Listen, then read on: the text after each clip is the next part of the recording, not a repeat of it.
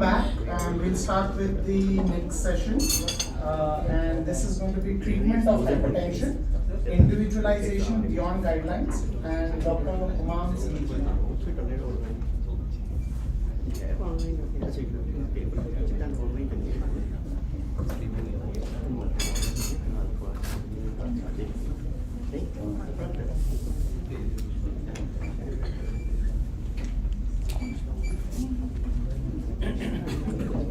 Very good afternoon, everyone.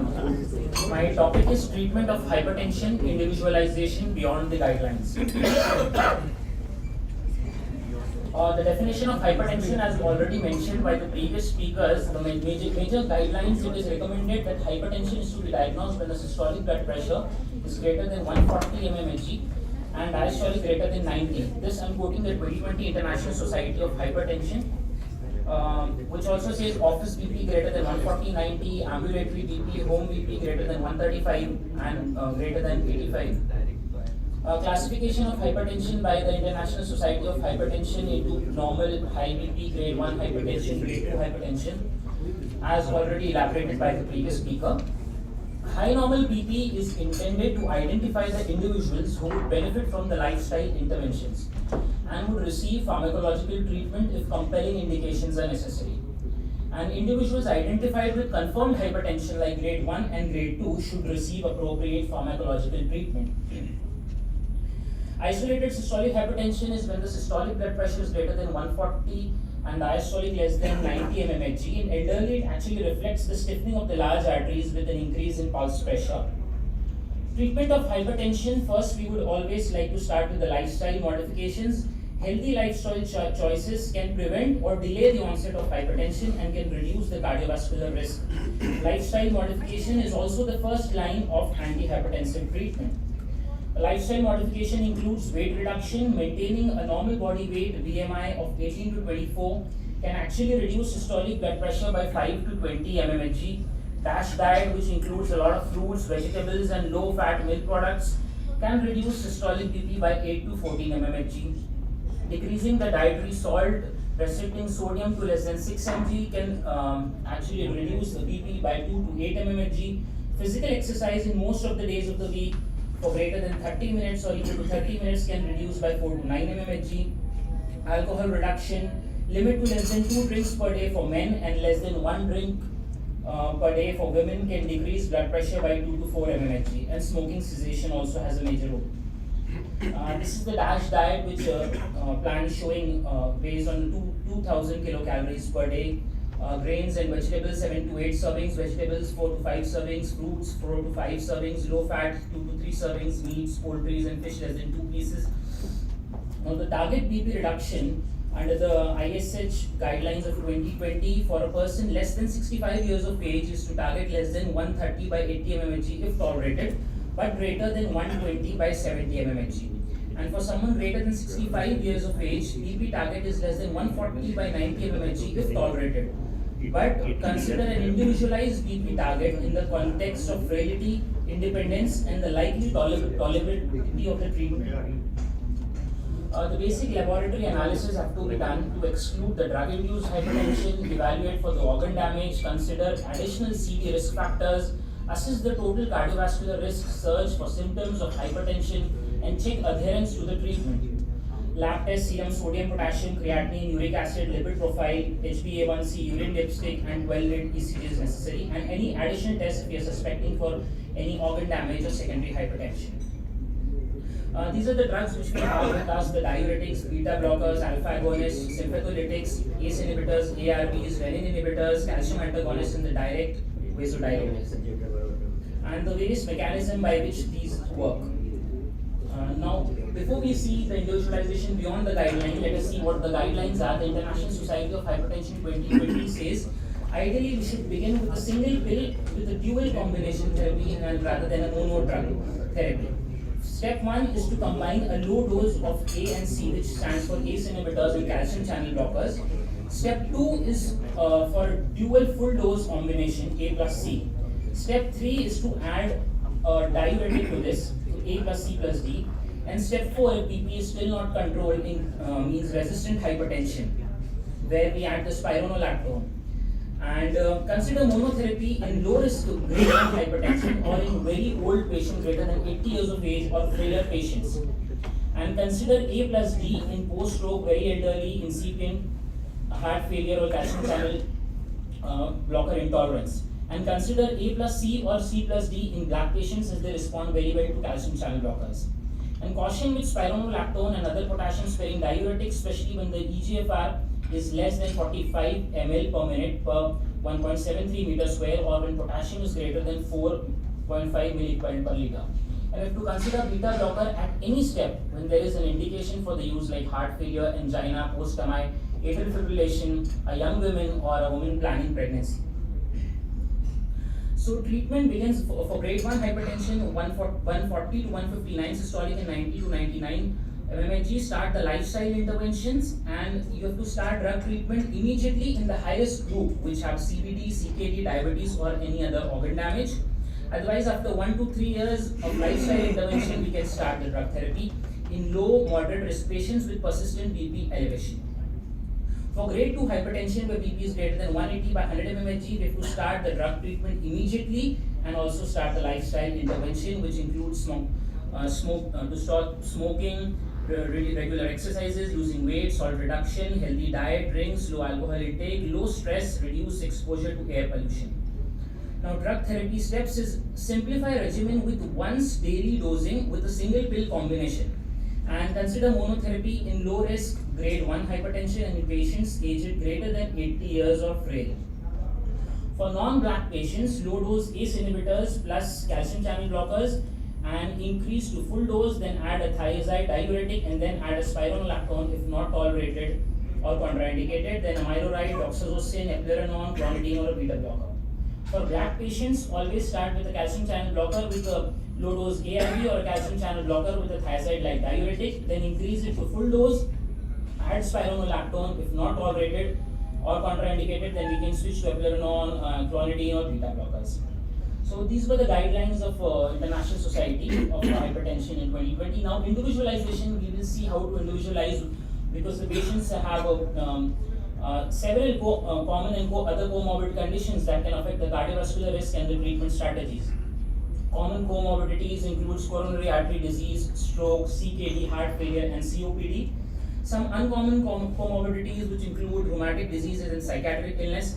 And these uncommon comorbidities are largely underestimated by the guidelines and frequently treated with drugs often self-prescribed, and these possibly interfering with the BP control. Hypertension and the coronary artery disease, lifestyle interventions are recommended. BP should be lowered if greater than 140 by 90 mmHg, and the target should be less than 130 by 80 mmHg and less than 140 by 80 mmHg in elderly patients. Preferred drugs are the RAS blockers, the beta blockers, irrespective of the BP levels. Lipid lowering treatment have to be combined, and antiplatelet therapy with aspirin is routinely recommended. For hypertension and heart failure, BP has to be lowered if greater than 140 by 90 and target is less than 130 by 80, but it should be greater than 120 by 70 mmHg. Lifestyle changes. Preferred drugs which improve the clinical outcome include RAS blockers, beta blockers, and mineralocorticoid receptor antagonists, since aldosterone levels are high in heart failure. For symptomatic treatment, we can give diuretics. Calcium channel blockers are indicated if there is poor blood control here. And the new ARNI, the angiotensin receptor neprilysin inhibitors, the sacubitril valsartan combination, is indicated for the treatment of heart failure as an alternate to ACE inhibitors or ARBs, and also in hypertensive population. For hypertension in CKD, it's a major risk factor for the development and progression of albuminuria and any form of CKD. The effects of BP lowering on renal function and albuminuria are dissociated from the cardiovascular benefits. BP should be lowered if greater than 140 by 90 and treated to a target of less than 130 by 80 mmHg and 140 by 80 mmHg in elderly population. Salt restriction. The available evidence supports a large component of salt sensitivity to hypertension in patients with CKD. Therefore, educating patients with CKD on a low salt diet is critical to achieve BP control while maintaining a simple BP medication regimen. Importantly, low dietary salt also augments the antiproteinuric effect of diuretics and RAS blocking agents. ACE inhibitors and ARBs, these are the first line drugs because they reduce albuminuria in addition to the BP control. So treatment of hypertension in patients with CKD, BP goal of less than 130 by 80, and if there is albuminuria present, we always start with ACE inhibitors. Diuretics, these are drugs which have an important role in CKD. As the GFR falls, higher doses of diuretics are needed to achieve a natriuretic response. Diuretic dosing can be particularly challenging in the late stages of CKD when the risk of over-diuresis and its associated hastening of progression to dialysis outweighs the benefit of improved BP control. This is further complicated in patients with hypoalbuminuria as less protein-bound loop diuretic is available for tubular secretion. Furthermore, the short-acting effect of many loop diuretic hinders their efficacy in long-term BP control. For all these reasons, clinicians have reconsidered the use of thiazide diuretics as an alternate or additional medication to the use of loop diuretics in advanced CKD, where the GFR is less than 30 ml per minute, where they traditionally have been thought to be ineffective. Aldosterone antagonist patients in later stages of CKD are likely to meet the classification of resistant hypertension. However, the risk of hyperkalemia and acute kidney injury have limited mineralocorticoid antagonist use in advanced CKD. In patients with resistant hypertension in stage 3 CKD, mineralocorticoid antagonists have raised potassium levels by an average of 0.4 milliequivalent per liter, and serum creatinine concentrations have increased from a mean of 1.5 to 1.8 mg per dl. And a caution is to be exercised while starting spironolactone who have patients with baseline potassium of 4.5 milliequivalent per liter. Also, spironolactone is contraindicated in patients with AKI and where the creatinine clearance is less than 10 ml per minute. And eplerenone, a more selective mineralocorticoid antagonist, is contraindicated for use when the creatinine clearance falls less than 30 ml per minute.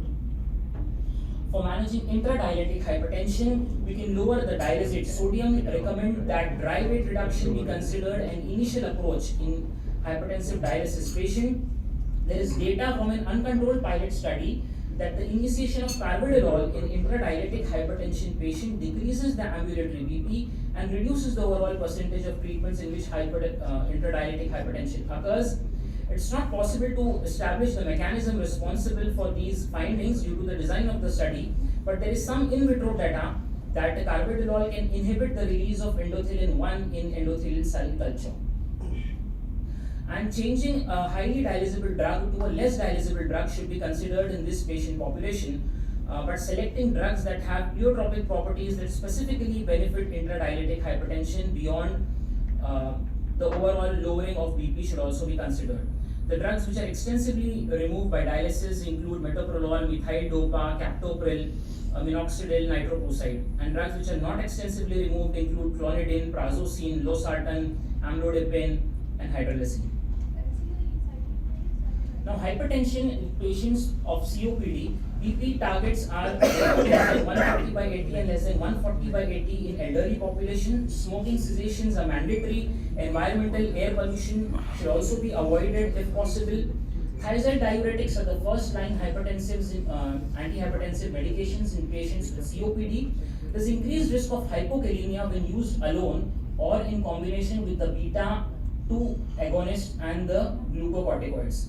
ARBs are the first line drugs. These offsets the risk of hypokalemia from thiazides and beta 2 agonists and glucocorticoids. We have to keep monitoring the potassium level and the renal function.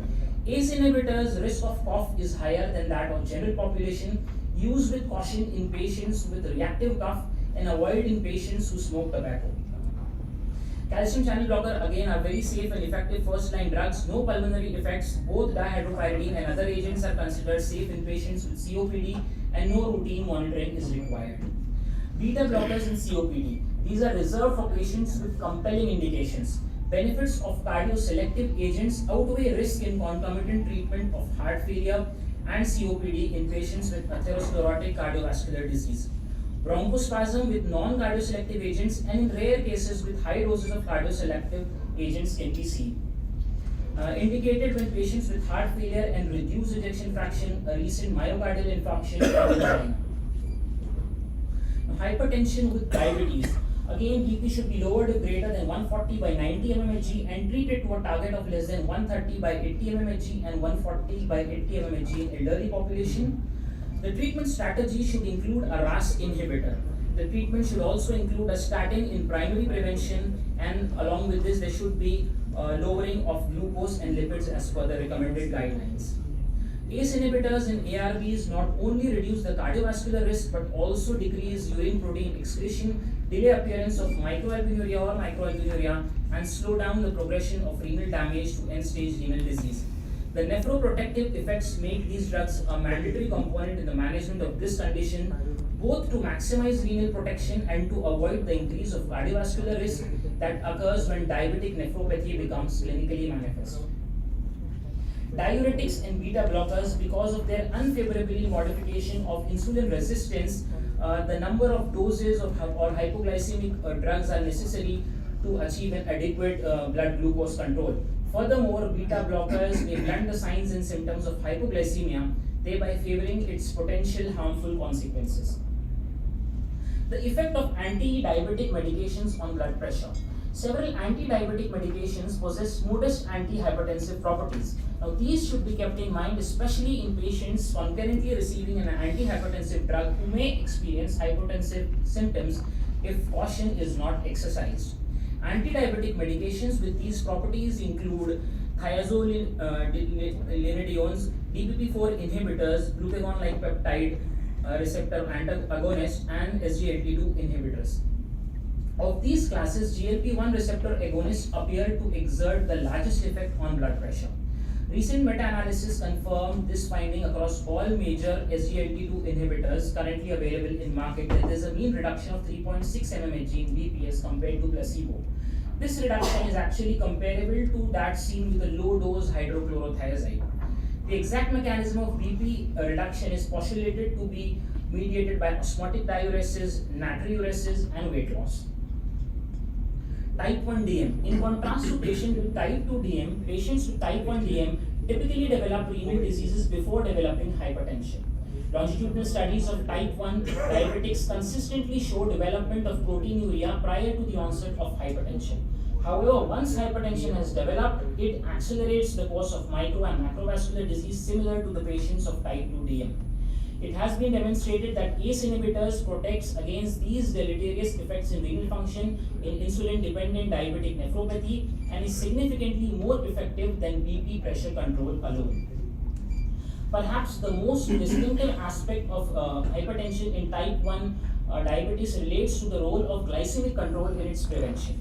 Data from DCCT and EDIT trials showed that intensive glycemic control reduced the incidence of hypertension by 25% over a 15-year follow-up period.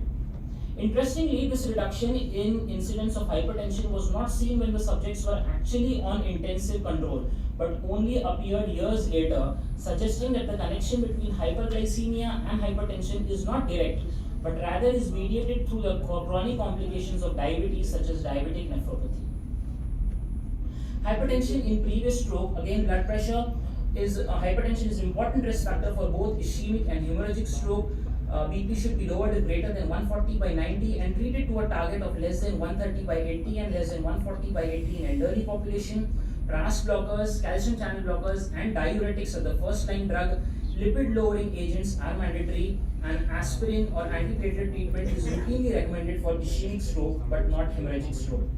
Hypertension with lipid disorders, blood pressure should be lowered as it is done in general population, especially with RAS inhibitors. Statins are the lipid-lowering agents of choice with or without ezetimibe or PCSK9 inhibitors. Serum triglycerides lowering should be considered if greater than 200 mm per dl in patients with hypertension and AM, and possible additional benefits using fenofibrate in low HDL and high triglyceride subgroup should be considered. Hypertension and inflammatory rheumatic diseases. Rheumatic arthritis, psoriatic arthritis, these are associated with an increased prevalence of hypertension that is underdiagnosed and rather poorly controlled. BP should be lowered as it is done in general population, preferentially with RAS inhibitors because there is an evidence of an overactive RAS and calcium channel blockers. Underlying disease should be effectively treated by reducing inflammation and by avoiding high doses of NSAIDs. Metabolic syndrome, this is a topic which will be discussed by another speaker later. Hypertension and psychiatric diseases. The prevalence of hypertension is increased in patients with psychiatric disorders and in particular depression. BP should be lowered as in general population, preferably with RAS inhibitors and diuretics with a less, because these drugs have a lesser rate of pharmacological interactions with antidepressants. Beta blockers should be used if there is the presence of drug-induced tachycardia because of antidepressant or antipsychotic drugs. Calcium channel blockers and alpha-1 blockers should be used with care in patients because there is a risk of orthostatic hypotension in patients taking SSRIs. The risk of pharmacological interactions, ECG abnormalities, and postural BP changes must be considered. Hypertension in HIV, people living with HIV are at an increased cardiovascular risk, and hypertension management should be similar to that of general population, but there may be a drug interaction with CCP under most of the antiretroviral therapies. Rifampicin-induced hypertension. Rifampicin is a potent inducer of cytochrome P450 enzyme, and it decreases the serum level of the commonly used antihypertensive drugs. This interaction is has significant clinical outcomes in patients initiated on the rifampicin-based KTT. It would be prudent to monitor patients closely for the worsening of hypertension after the initiation of rifampicin or use an alternate tubercular drug in place of rifampicin. Management will be to increase the dose of antihypertensive or the withdrawal of the rifampicin and replacement of it with fluoroquinolone. ACE inhibitors in COVID. The observation that novel coronavirus binds to human cells via the ACE2 raised concern that these medications like ACE inhibitors and ARB could increase the level of this enzyme, and this might accelerate infection with the novel coronavirus. However, the European Society of Cardiology, the American College of Cardiology, the American Heart Association, HFSA, and the American Society of Hypertension have all released policy statements strongly recommending that patients continue treatment with their usual antihypertensive regimens. Now, hypertension in pregnancy, if there's pre-existing hypertension less than 20 weeks of gestation, then it's pre-existing. Gestational hypertension is defined when a previously normotensive patient becomes hypertensive after 20 weeks of gestation. Management of hypertension in pregnancy. For mild hypertension, drug treatment at a persistent BP greater than 150 by 90 in all women, drug treatment at a persistent BP greater than 140 by 90 in gestational hypertension, pre-existing hypertension with superimposed gestational hypertension, and hypertension with subclinical hypertension-mediated organ damage in any time during pregnancy. The first choices include methyl dopa, beta blockers, DHPs, calcium channel blockers, nifedipine, nicardipine, and what is contraindicated here are the RAS blockers, ACE inhibitors, ARBs due to the adverse fetal and neonatal outcomes. Severe hypertension in pregnancy for BP greater than 170 mmHg systolic and greater than 110 mmHg diastolic, immediate hospitalization is advised. Treatment with intravenous labetalol, nicardipine, esmolol, hydralazine, oral methyl dopa. Add magnesium if hypertensive crisis is there to prevent eclampsia. In pulmonary edema of pregnancy, nitroglycerin infusion is recommended. Sodium nitroprusside should be avoided due to the danger of fetal cyanide poisoning with prolonged treatment. Now, drugs in postpartum and lactation period. In postpartum period, if hypertension persists, any of the recommended drugs can be used except methyl dopa, which can lead to postpartum depression. Breastfeeding, all antihypertensive medications are excreted into the breast milk at low concentration. However, better to avoid atenolol, propranolol, and nifedipine because they have a higher concentration in breast milk. Based on ethnicity and race, this is actually also discussed will be discussed later. Hypertension prevalence according to race is also there, and we can individualize. Black population develop hypertension and associated organ damage at a younger age, and these have a high risk for kidney disease, stroke, and heart failure. And this increased risk is because of the physiological difference, including a suppressed RAS and altered renal sodium handling, increased cardiovascular reactivity, and early vascular aging. Hypertension in blacks, first-line pharmacological therapy is recommended as a single pill combination, including a thiazide-like diuretic plus a calcium channel blocker or a calcium channel blocker plus ARB. Among RAS inhibitors, ARB may be preferred as angioedema is about 3 times more likely to occur with ACE inhibitors among black population. Population from East Asia, ethnic specific characteristics are recognized, and hypertension patients have a likelihood of salt sensitivity accompanied with mild obesity, When compared to Western population, East Asian population present a higher prevalence of stroke and non-ischemic heart failure. And morning hypertension and nighttime hypertension are also more common in Asian population as compared to European populations. And population from South Asia, people originating from Indian subcontinent again have a high risk for cardiovascular and metabolic diseases including CAD and type 2 DM. Standard treatment as indicated in the guidelines until more evidence is available through data.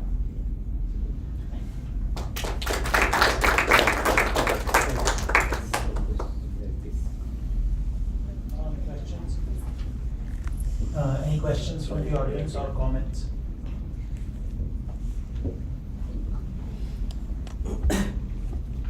Although literature says that we should use more and more of chlorthalidone, but in our own experience, it usually causes hyponatremia, and patients come to casualty with sometimes very severe chronic hyponatremia. So, but whenever you see the literature, they say that almost first-line treatment should be diuretic. So, and we have seen that once you use loop diuretics, then you don't get that kind of, even if you use small dose. But with these thiazide diuretics, both chlorthalidone as well as thiazide diuretics, we get more hyponatremia. What's your comment on that?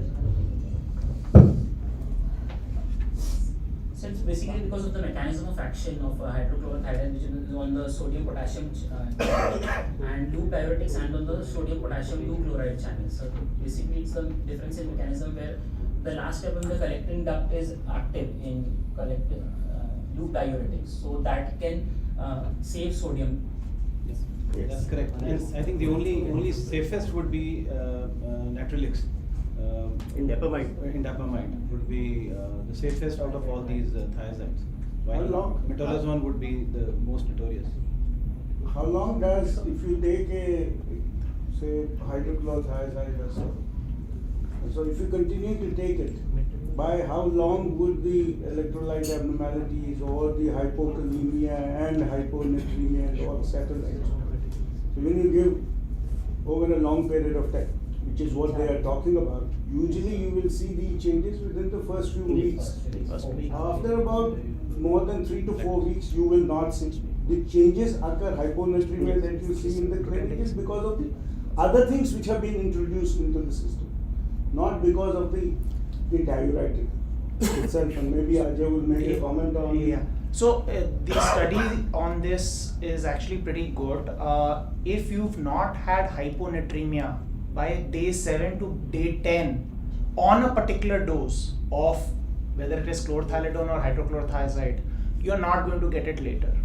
So if you've started a thiazide and at day 7 or day 10 or day 14 you check and they don't have hyponatremia on that particular dose, they should not get hyponatremia ever again. So you don't need to keep checking it. The same is true with hypokalemia also. Whatever their potassium is at that point, if it is within the range that you're comfortable with, you don't need to keep checking it every month or every 2 months, because they reach a steady state and that steady state is going to continue forever. If, however, 1 month later, 3 months later, 1 year, 5 years later, they develop hyponatremia or hypokalemia, something new has happened to them, or you have changed the dose. So if you start with 6.25, you go to 12.5, there is a possibility someone who was steady state at 136 now drops, or 25. To talk to Dr. Bhalla in terms of why we might have more hyponatremia, we are a very vegetarian diet. Our protein intake is much lower, our water intake is much higher. So it is possible that because of that, we are more prone to hyponatremia in India because our protein intake is much lower compared to everywhere else in the world. So as long as you kind of help patients, and a lot of our patients will drink 4 liters, 5 liters, 6 liters on their own. So with a low protein diet, with a 5 liter water intake, they may be more prone to hyponatremia. So if you're starting a thiazide, be careful, guide them on diet as well, and then make sure you check at 10 days. In which case you shouldn't have people getting to the emergency. If you start at 135, at day 10 you check, hopefully they won't get to 120 1 month later and get to the emergency, and you will be able to monitor that. So I think Thiazides are key. We have to use them, so we have to get comfortable using them in a manner that is safe for our patients also. And elderly population again. Elderly population is more prone. In fact, actually, many nephrologists believe that hydrochlorothiazide and all, especially with advancing renal failure with decreasing GFR, they're not as effective. In fact, many studies have shown it. And recently, Rajiv Aggarwal, especially in the CLIC trial, which you should have actually in your presentation just now that I'm speaking, you should include it read like you were reading some summary from somewhere. This presentation at least doesn't look very interesting. I hope your mentor should have told you that this is not the best way of presenting it. Use some data in between. See, your lines, it was like you were making statements and they were copied from somewhere. So it doesn't invoke interest amongst the audience and all that. If you, in between, showed a CLIC trial, which was very important for a nephrologist, very important that chlorothiazide, even in stage 3 and 4 chronic kidney disease, has been shown to be very effective in controlling blood pressure, which has not been documented so far. So extremely good trial for a patient which we are bothered about. They didn't see that much of hyponatremia and all that. So many of us do get worried about hyponatremia. We see hyponatremia in many of our patients, but they are related not to. So you change the wrong drug basically, except and don't look at the other factors which have caused hyponatremia in that patient, rather than the drug. The drug should not cause it. If he is on stable doses of that chlorothalidone, that should not cause hyponatremia. Actually, it's the other way around. You become scared because you see patients who land up in the ER with fractures. You find hyponatremia in them, and you get scared that this probably happened because of. Another very important take-home message would be that if you are encountering some unexpected thing, especially hypokalemia with the use of thiazides, think of a possibility of hyperaldosteronism, because this is very often missed. If you would expect a potassium to fall to about 3.5 and it actually goes down to 2.5, probably you are encountering a hyperaldosteronic state. So you should be, because that's why we very commonly believe now that this is a diagnosis very often missed. Incidence would be far more than 1 to 2%, could even be 10-15%. That's the next talk. Good That's the next talk. The next talk. Oh, Ajay. You are giving the next talk. So that's okay. So that's one. The other thing is the profound effect of metolazone, because that's the most potent kind of action with loop diuretics and metolazone. And I think another area where we err at times is the timing of the two diuretics. And I think when you are encountering, when you talked about resistant hypertension, you did mention, I think that the timing of combination of the two is very important. You have to first block the distal by giving metolazone and then give a loop diuretic. I think we'll move to the next talk. Thank you. The next talk is on hyperaldosteronism. So the next talk is on hyperaldosteronism, underdiagnosed, and spironolactone underutilized, and it's going to be given by Dr. Ajay.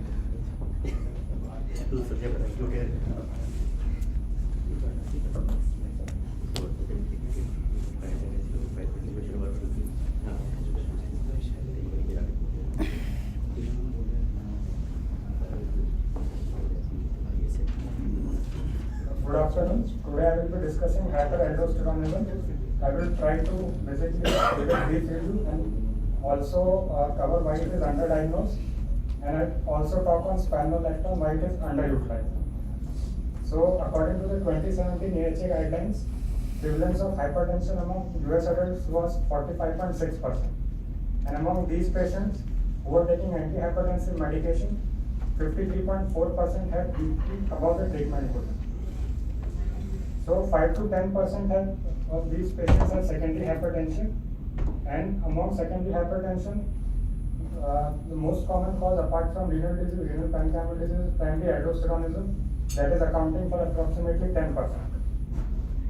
So also we need to understand what is resistant hypertension. Basically, it is uncontrolled blood pressure in spite of taking maximally tolerated doses of 3 BP lowering medications. As discussed earlier, 3 initial choice of drugs are ACE-ARB, calcium channel blocker, or diuretics. And prevalence of resistant hypertension is reported to be 10% of hypertensive patients. That equates to 100 million people globally. And what is the risk with these patients? That they are especially at high risk due to long-term exposure to poor BP control and comorbidities. Apart from that, of all these resistant hypertension patients, more than 20% have primary aldosteronism. So basically, there are 5 morphological subtypes of primary aldosteronism. The first one is the most common one is aldosterone producing adenoma, then is bilateral adrenal hyperplasia, then is unilateral adrenal hyperplasia, then is glucocorticoid remediable aldosteronism, and rarely adenocortical carcinoma and APCC, that is cluster cells. Now, aldosterone secretion is regulated by 3 dominant factors: angiotensin II, extracellular hyperkalemia, and ACTH. ACTH is just a minor contribution. If we see this table, then physiological contribution is done by basically 2. One is the intravascular volume depletion, another is the extracellular hyperkalemia. Intravascular volume depletion is renin and angiotensin II dependent, whereas extracellular hyperkalemia is renin and angiotensin II independent. ACTH has a minor contribution, and what is pathophysiologic, what is the disease state, is primary aldosteronism. This condition is occurring in patients who are volume rapid and also they are almost normal potassium. In this case, also it is renin and angiotensin independent. There is a vicious cycle of increased sodium resorption and volume expansion, and also increased glomerular filtration and distal delivery of sodium, increased urinary potassium and hydrogen excretion. So we move ahead. Some basic clinical manifestation of primary aldosteronism: direct effects, hypertension, resistant hypertension, hypokalemia, hypervolemia, metabolic alkalosis, and effects secondary to hypertension like headache, then due to hypokalemia like nephrogenic diabetic insipidus, then secondary to direct actions of aldosterone like cardiac hypertrophy, fibrosis, vascular smooth muscle cell hypertrophy, and what is important to us is basically cardiometabolic consequences, which include heart disease like coronary artery disease, LVH, heart failure, then AF, stroke, kidney disease, metabolic syndrome, and diabetes. So, in a study in 2005, essential hypertension patients were compared with primary aldosteronism, and hazard ratio of having stroke, myocardial infarction, and atrial fibrillation was higher in primary aldosteronism patient as compared to essential hypertension patient. And also, if we look at the total number of cardiac events like MI, stroke, arrhythmia, heart failure, all were significantly higher in patients with primary aldosteronism as compared to patients with essential hypertension. This was also true for a patient who developed diabetes. That was also more frequent during follow-up in patients with PA as compared to essential hypertension. So what is more important for us as nephrologists is basically effects of primary aldosteronism on kidney. So this study was conducted in 2014. This study was conducted for a period of 12 months. What they did, they selected patients with primary aldosteronism, and they looked at the prevalence of chronic kidney disease and microalbuminuria at the time of the diagnosis and 1 year after the treatment. So what did they find? In the patients with APA, those with adenoma, at the time of diagnosis, prevalence was approximately 20%, and 1 year after treatment it increased to 40%. It was somewhat less in bilateral adrenal hyperplasia, but it was approximating to 18% and 36%. Subsequently, they also analyzed what were the predictors of decrement of EGFR after treatment, and what they found was that initial urine albumin excretion, severity of hypokalemia, and total renin suppression. If these 3 factors were on higher side, chances of developing greater decrease in GFR were high. Then another study, this study looked at long-term renal outcomes in patients with primary aldosteronism. So what they did in this study, that they included patients with mean duration of hypertension of 10 years, and almost all had mean EGFR more than 90. Essential hypertension group included 90 patients, and primary aldosteronism 104 patients.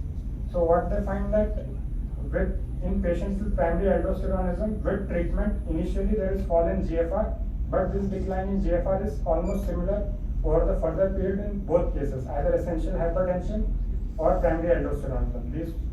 This was a case where eGFR was more than 90. And what else they also found was a change in albuminuria.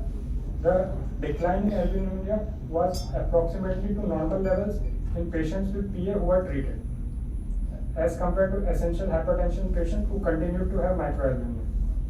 So what this study showed us that in majority of patients, PA was characterized by similar decline in renal function with essential hypertension, but with treatment, restoration of normal albumin excretion was achieved. We go further. View et al. Analyzed basically 150 patients with APA who underwent unilateral adrenalectomy. So what they found that with this treatment, 2/3 of patients have normalized their blood pressure with treatment. The factors which decided that they are going to achieve normal blood pressure was found to be preoperative eGFR. If preoperative eGFR was less than 90 or duration of hypertension was more or patient had higher BMI, then it was an independent predictor of residual hypertension. And when they did subgroup analysis, out of the 1/3 patient who did not achieve control of blood pressure, 54% patients were in the group with eGFR less than 60, and only 19% were in the group with eGFR more than 90. So preoperative eGFR is an important predictor of the overall treatment outcome. So this is the latest study published in 2022. What is special about this study is that they analyzed the histological analysis. They did the kidney biopsy and compared to analyze the effects of primary aldosteronism. There were two groups. In the first group, there were 19 cases of unilateral primary aldosteronism, and in the other group, out of 207 autopsy cases, after excluding causes of secondary hypertension, they included 22 cases. So 19 cases of PA were compared to 22 cases of essential hypertension. So if we have to look at the baseline characteristics, they were almost similar, but what was interesting is that participant eGFR who were treated for PA has a decline in eGFR by -11.7. Apart from that, all other characteristics were almost similar. So what did they found that segmental glomerulosclerosis or interstitial fibrosis or hyalinosis was higher in patients with primary aldosteronism as compared to essential hypertension. So basically, these effects are aldosterone effects are modulated by mineralocorticoid receptor, and they directly act on tubules, and whenever there is a state of primary aldosteronism, 11 beta HSP2 is high. So this brings about conversion of cortisol to cortisol. If this enzyme is not present, then cortisol will directly bind to mineralocorticoid receptor. In primary aldosteronism, what is happening is number of mineralocorticoid receptor are increased, and this inactive form of cortisol is increased because 11 beta HSP2 dominates over 11 beta HSP1. As a result, more aldosterone is binding to the mineralocorticoid receptor and bringing about chronic changes like interstitial fibrosis and overall other effects like podocyte injury or arteriosclerosis, arterial hyalinization, ultimately resulting in reduced eGFR and renal failure. So overall, all these studies which we have discussed till now, what is the crux of these studies? Thus, primary aldosteronism and its treatment can cause pronounced histopathology or renal damage and chronicity if not treated at right time. Prevalence of CKD is high in PA patients, as shown approximately 20% at the time of diagnosis, and it increases to 40% post-treatment. Early renal dysfunction and albuminuria is reversible, as shown in the study with eGFR more than 90. And low pre-treatment eGFR and duration of hypertension predict poor response to treatment. We move further. Why we are underdiagnosing hyperaldosteronism? Because indications for primary aldosteronism are very much fixed. If we utilize these indications, we are only going to find patients who are at the current time showing clinical features, like patients hypertensive resistant to 3 conventional antihypertensive drugs, hypertension and hypokalemia, as Sarah told, spontaneous or diuretic induced, hypertension and a family history of early onset hypertension, or CVA at a young age less than 40 years, hypertension and an adrenal tumor, controlled blood pressure of more than 4 drugs, sustained BP of more than 150 by 100 measured on 3 different days, hypertension and sleep apnea, all hypertensive first degree relatives of patient with PA. So these are the guidelines in which we have to screen. So the most commonly used method for screening is in primary aldosteronism is aldosterone to renin ratio. What is happening basically, renin is suppressed, aldosterone is high, so aldosterone to renin ratio is high. The most commonly followed guideline is the conservative, and the most widely accepted is ARR more than 30, serum aldosterone more than 15, and plasma renin more than 1. If we go to more conservative, then there are high chances of missing mild to moderate severity. And if we go to most permissive, there are chances of high false positive. So we can bring about a change in the diagnostic criteria in future in order to find out more patients who are having primary aldosterone. So in some cases, before going on to the aldosterone renin ratio, we can also get direct idea from plasma renin activity as well as from aldosterone. If plasma renin activity is more than 20, then it is unlikely to be primary aldosteronism and it is going to be renovascular disease. If it is intermediate between 1 to 20, in that case we can consider mineralocorticoid receptor antagonist. If plasma renin activity is severely suppressed less than 1 and at the same time aldosterone is more than 20, then it is primary aldosteronism. And it is between 10 to 20, there is a possibility of PA, so we can go for further testing. Then there are certain sources of error in testing primary aldosteronism. These are factors like hyperkalemia, which directly stimulates aldosterone production, calculating aldosterone renin ratio, artificial inflate ratio with renin value severely suppressed, then direct renin inhibitors, oral contraceptive or estrogen, hypokalemia, patients on mineralocorticoid receptor and antagonist or ACE-ARB. Initially it was told that we should discontinue all these drugs, but when we are treating patients with resistant hypertension, discontinuing all these drugs is not possible. So what we can do is that we can go ahead with the testing, because we will get some idea, because either renin will be severely suppressed or aldosterone will be high. So we can decide on the further confirmation testing and treatment. Now, a new approach is that primary aldosterone is not a single entity, it is basically a continuum disease. So and we can see that severe or resistant hypertension patient, these patients usually classify for the current threshold for screening for PA. So these patients are having clinical manifestation of primary aldosteronism.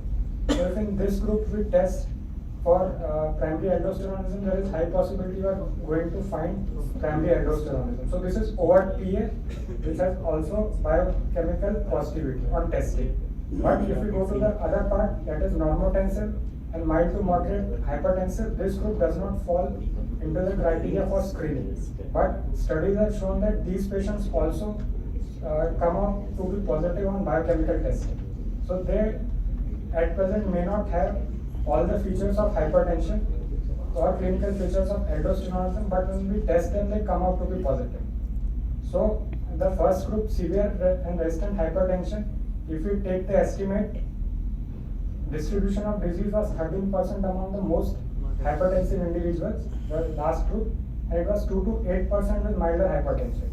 And it was up to 10% if normotensives are also included. So if we combine normotensive and milder, it becomes 8-10%. So it is almost equivalent in both groups. But what we are testing only most hypertensive individuals. And in this diagram, another thing is that how it is progressing. Initially, there are non-neoplastic APCs, and after some time there can be somatic mutation, or suppose with some cardiac disease, arterial compliance is lost or renal dysfunction sets in, or that can bring about the clinical features, and it can convert into neoplasia, or another somatic mutation can bring about AP or BPH. So it is a continuing spectrum. Then another trial that supported the use of that indicated that many of the essential hypertension patients have primary aldosteronism was the pathway trial. So in pathway trial, what they did, they took patients with resistant hypertension who were on A, C, and D, and the treatment was fully done for 12 weeks. They gave 3 drugs. They compared basically efficacy of doxazine, bisoprolol, and spironolactone 25 to 50 milligram, and there was placebo.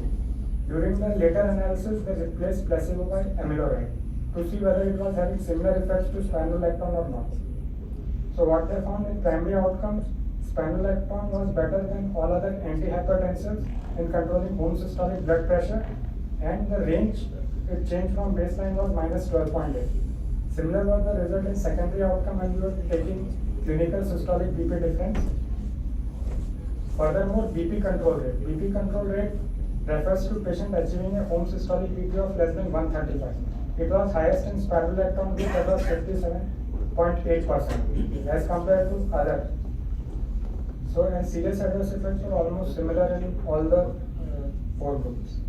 So, pathway 2 showed that spironolactone at a dose of 25 to 50 mg per day is the most effective drug treatment for resistant hypertension. And spironolactone controlled BP in almost 60% of patients with resistant hypertension. In a subsequent sub-study of the original pathway 2 participants, aldosterone levels were measured and a trial of amiloride was assessed. Spironolactone was most effective when renin was suppressed and aldosterone was highest. And amiloride and ENaC inhibitor could exert a similar effect to spironolactone. So basically this trial also brings into light that many of these essential hypertension patients were basically patients with hyperaldosteronism. So how do we approach when we have a patient with basically primary aldosteronism? We will basically do the aldosterone renin ratio. If it comes out to be positive and PA is likely, we will do confirmatory tests. There is a battery of confirmatory tests which we can use, like oral sodium suppression, supine intravenous saline suppression, fludrocortisone suppression, and captopril channel.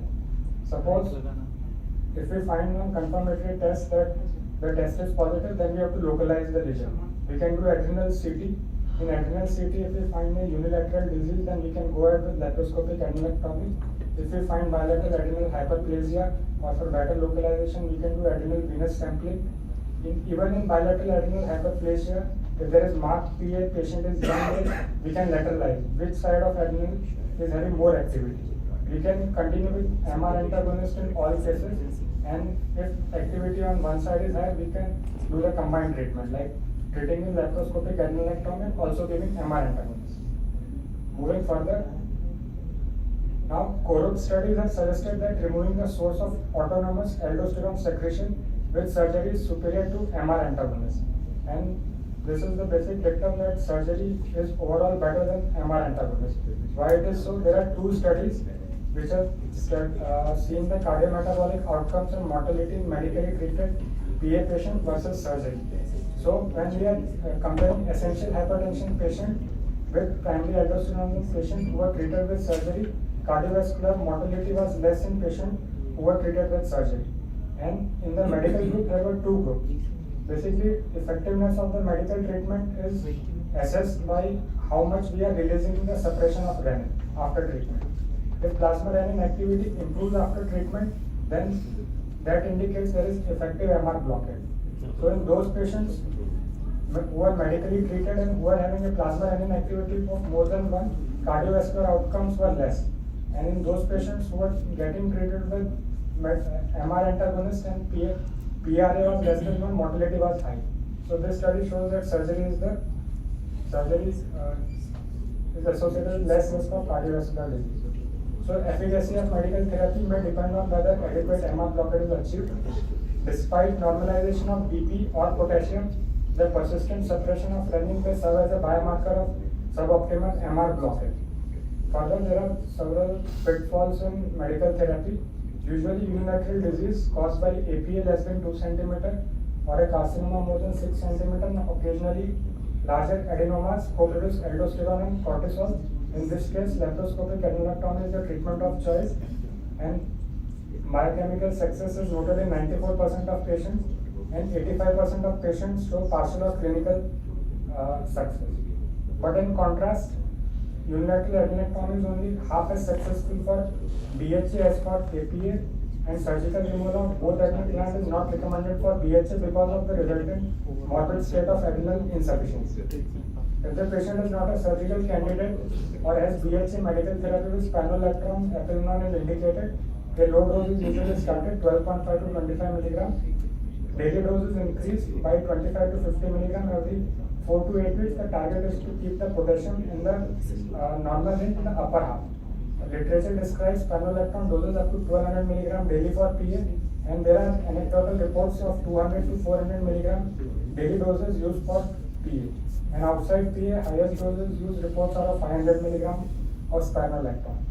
So basic problem is the incidence of gynecomastia, which is basically dose dependent, maybe as high as 30% at 100 milligram and 62% at 200 milligram. In these cases, if there is toxicity with spironolactone and is not tolerated, then eplenon is used. Basically, it is given at twice daily at a dose twice that of spironolactone. For example, if you are giving 50 milligram spironolactone, then you replace it with 50 milligram eplenon BD. But the problem here is that eplenon is quite costly as compared to spironolactone. So what mistakes is basically done while prescribing these medications? Spironolactone is started at a too high a dose and titrated up too quickly, and eplenon, we are not using a high enough dose and not dividing the dose twice daily. So what about patients who screen negative for PA? As discussed, prevalence of PA in patients with resistant hypertension might be as high as 20%, but then 80% of that group will screen negative for PA. So some of these patients might have a mild form of PA not meeting criteria for a formal diagnosis, yet possibly contributing to their hypertension. Some of these patients might progress to overt PA over time, but there are no studies to show that. So in these cases, we can treat with an MR antagonist for those with resistant hypertension patients who meet the criteria for screening, but whose renin is normal or low, but whose aldosterone is not high enough for a positive PA screen. And so again, coming to the question why it is underdiagnosed, PA was once thought to be a rare etiological factor of hypertension, but it is now among the most common causes of secondary hypertension. It is suspected that many of the healthcare providers who are not testing for PA may not be doing so because they are less familiar with the benefits of testing and treating PA. Another point is new insights in the research world have not yet translated into clinical practice, and like most diseases, the first description of something is usually the most severe, intense version, and the way it is currently taught in medical schools is the same way as being a difficult and complex disease. And research has demonstrated that PA is not simply a rare and severe disease. As we discussed, it manifests across a broad severity spectrum. And problem is that typical manifestations are sometimes missing, like protection may be normal, there will be no edema, aldosterone escape is there. So finally, even if we are able to screen and diagnose, there are 10 large leaps to removing one small aldosterone producing adenoma.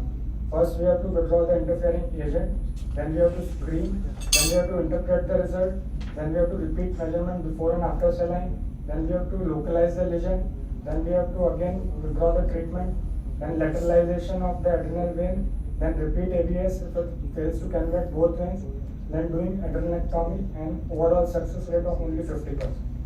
So, this concludes my presentation. Thank you.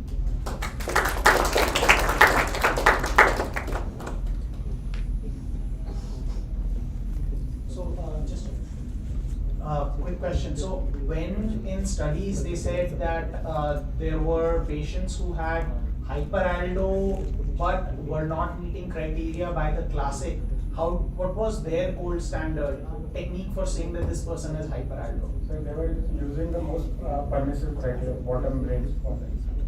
Just serum sampling, or were they using some other technique to diagnose hyperaldosteronism? Serum sampling.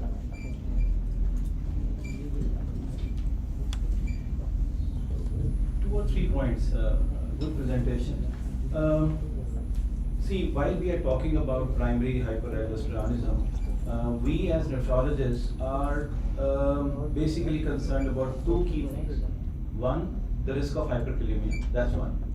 Number 2, will it have a role in secondary hyperaldosteronism? Because you said there's finally going to be renal fibrosis. And that's the reason why we have become so optimistic about the way MRAs work.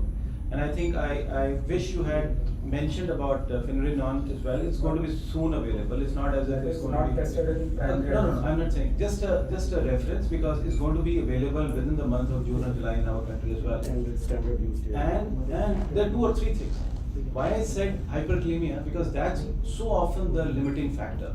The trial, the Rails trial with spironolactone was a kind of very often talked about because it raised our optimism in MRAs, and yet there was increased risk of hospitalization because of hyperkalemia. Now, if finerenone is going to be available, and it's going to address two issues. One is non-steroidal, so it will not have the sexual side effects, number one. And secondly, if the risk of hyperkalemia is going to be really lower, as shown in Fidelio CKD. And what we need to know is, we are moving away from the diabetic trials as in Fidelio, Figario, Fidelity, and now in the soon to be launched trial underway, in fact, in few countries, the FIND CKD, which is addressing non-diabetics. So we are quite excited about what MRAs can show us. So that's on one hand. Secondly, if you are convinced that these drugs are really having a lot of role, would hyperkalemia be really an impediment?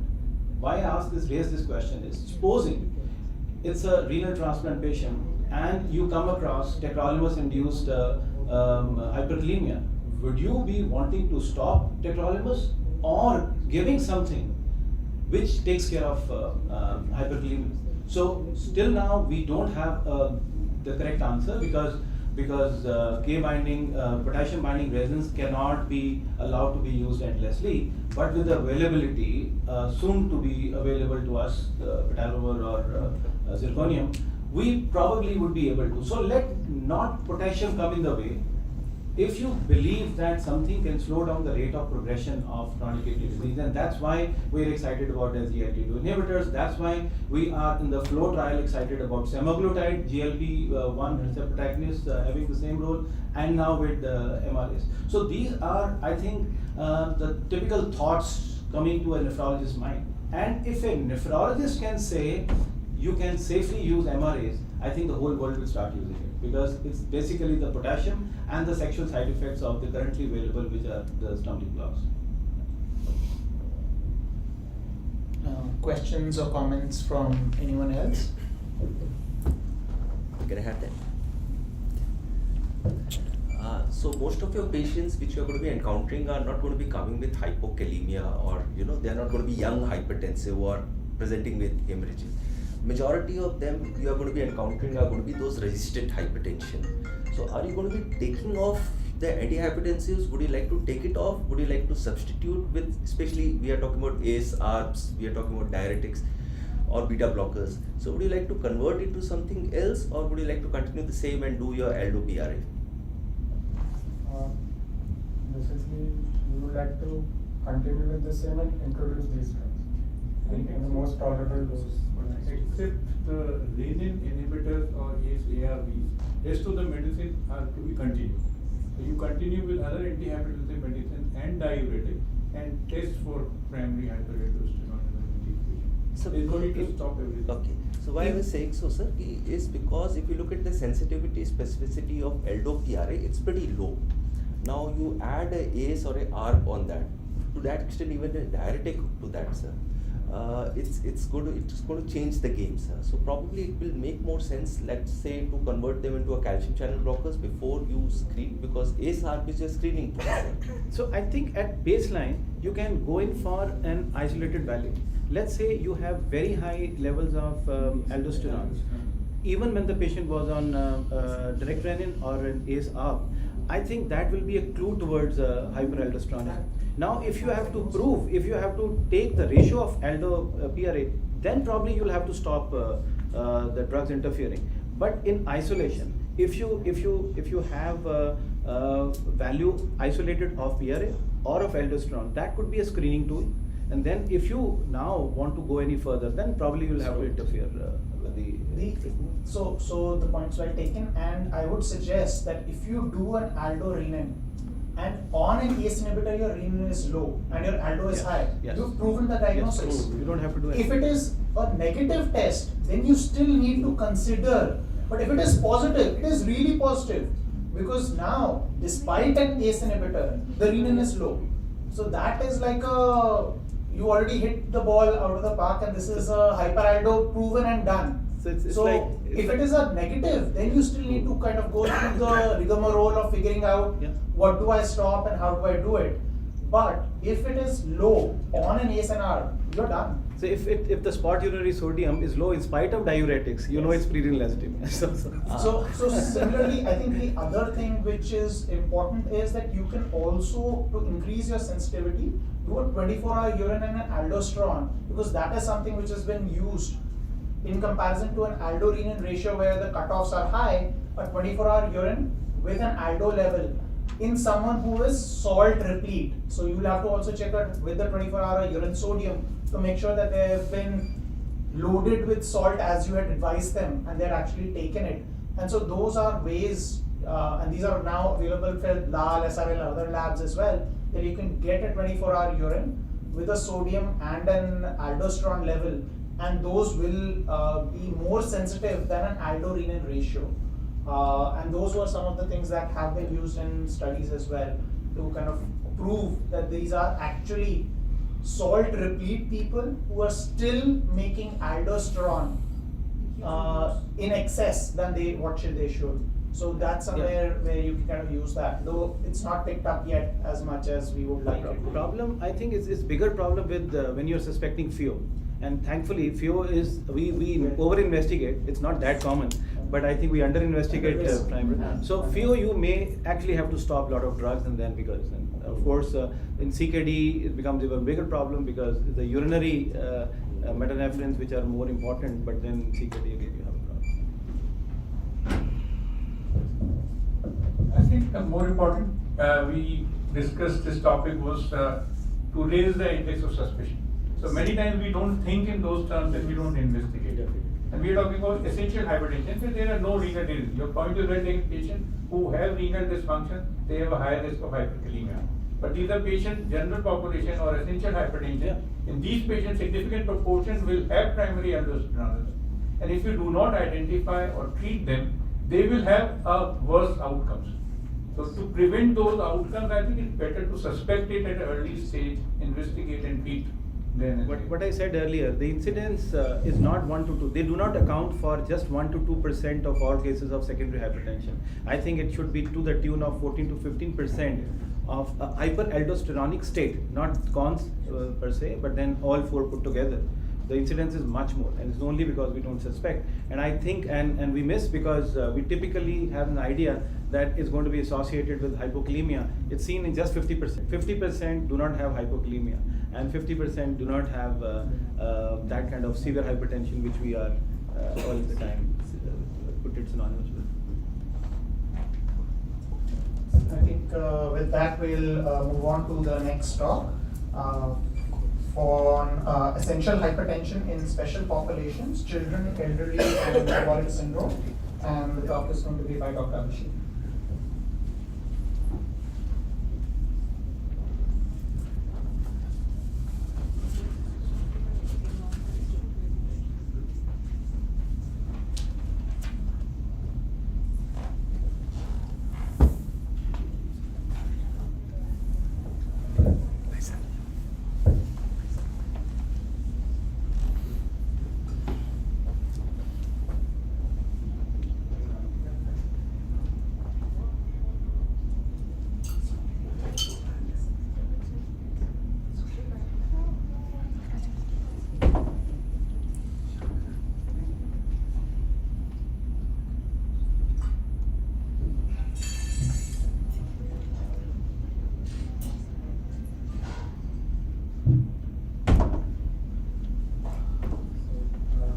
Good afternoon to everyone. I am Dr. Abhishek from Aggarwal Hospital. I will be presenting the topic of essential hypertension in special populations, that is children, elderly, and patients with metabolic syndrome. And this talk has been mentored by Dr. Ajay. So, first, why do we need to discuss these populations in the first place over and above adult hypertension? So, these populations, they come with some peculiar associated morbidity and mortality with hypertension. Also, there are variable and arbitrary cutoff points for hypertension. in these populations, and the thresholds for defining therapeutic benefit they have been variable in these populations and inconsistent over trials. So moving on to essential hypertension in children first. Now evidence suggests that identifying children with hypertension and successfully treating their primary hypertension has an important impact on long-term outcomes of cardiovascular disease. In India, the prevalence of hypertension in children varies between 2 to 5%, and however, with the increasing prevalence of obesity and in obese children, the prevalence of hypertension increases to the scale of 11 to 30%. Most common cause of hypertension in children is secondary hypertension, and renal parenchymal disease accounts for the majority of cases. Endocrine and renovascular causes are the two other most important causes. Secondary hypertension is more common in younger children. When we talk of essential or primary hypertension, the prevalence of this again increases with increasing age in children. Usually, children with essential hypertension have a positive family history, and the parents usually have hypertension before the age of 45 years. Children with essential hypertension tend to fall in the pubertal age group and more tend to be obese. The 2017 American Academy of Pediatrics, they updated the definition of pediatric blood pressure categories, and the Indian Academy of Pediatrics in 2019 endorsed these guidelines. So these guidelines, they define blood pressure based on gender, height, and age of the patient. Normal blood pressure in children between 1 to 13 years of age is defined as systolic and diastolic blood pressure below the 90th percentile. Elevated blood pressure is that with a systolic and diastolic blood pressure more than 90th percentile but less than 95th percentile. Stage 1 hypertension is systolic and diastolic BP more than 95th percentile, or blood pressure less than 95th percentile plus 12 millimeters of mercury, or absolute blood pressure above 130 or 80 millimeters of mercury but less than 139 or 89. Stage 2 hypertension, again any blood pressure more than 140 by 90, or blood pressures both systolic and diastolic above the 95th percentile plus 12. For children aged more than 13 years, the AAP recommends the adult guidelines as prescribed by the American Heart Association. Now, important for hypertension in children is the measurement of blood pressure. As opposed to adults, the normative values for blood pressure based on height, age, and gender, they have been derived and validated by sphygmomanometry.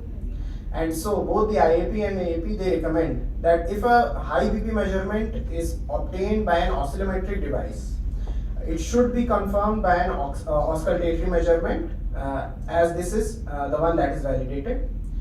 BP should be recorded while the child is sitting or lying down, and for younger children, lying down position is preferred.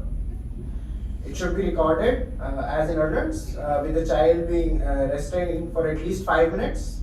The right arm is used not only for consistency but also for the fact that patients with coarctation of aorta, you may miss blood pressures if they are lower in the left arm. The cubital fossa should be at the level of the heart, and it becomes important to choose the correct size of BP cuff, which is that it should cover the cuff width should be 40% of the mid-arm circumference, and the length of the bladder should be 80 to 100% of the mid-arm circumference. The various prescribed and BP cuffs are there as per the age of children. Now moving on to the goals of management of hypertension, essential hypertension in children. So primarily because of the higher prevalence of secondary hypertension, it is essential to distinguish between primary and secondary. In children who have secondary hypertension, identify a treatable cause, Identify other comorbid risk factors for cardiovascular disease. These may impact the timing and choice of intervention for high blood pressure. And identify children who should be treated with antihypertensive therapy at the onset. So coming to the clinical evaluation, the clinical assessment involves first through history, any evidence of symptomatic hypertension, that is neurological, cardiological or visual symptoms. Then differentiating between secondary versus primary hypertension. Here it is important to know that primary hypertension in children is a diagnosis of exclusion. Secondary hypertension is diagnosed right from the physical examination, starting from the stature, skin, any rashes, genitalia, listening for bruise, any examination of pulses. Also, evaluation involves the risk factors for cardiovascular disease like obesity, obstructive sleep apnea, and physical findings of any end-organ damage like fundoscopy and apex beat. So, now a simple way to differentiate between primary and secondary hypertension, though the clinical features of secondary hypertension can be quite extensive. However, in patients with primary hypertension, usually they tend to be post-pubertal, tend to have obesity and positive family history used to be more common, and these patients are generally asymptomatic. While talking of secondary hypertension, the age group tends to be prepubertal. Diastolic and nocturnal hypertension along with symptomatic hypertension tend to be more common with secondary hypertension, and family history apart from those children with monogenic causes tends to be less common. It is important to remember that children with essential hypertension usually have blood pressures at or only slightly above the 95th percentile. Moving on to the lab evaluation of primary hypertension in children. The measurement of blood urine nitrogen, creatinine, electrolytes and urine analysis is important, and so is the fasting lipid profile. Renal ultrasound is recommended for all children diagnosed to have hypertension with age less than 6 years, and then more than 6 years, it is a clinically based decision based on the clinical findings and also your renal profile and urine analysis.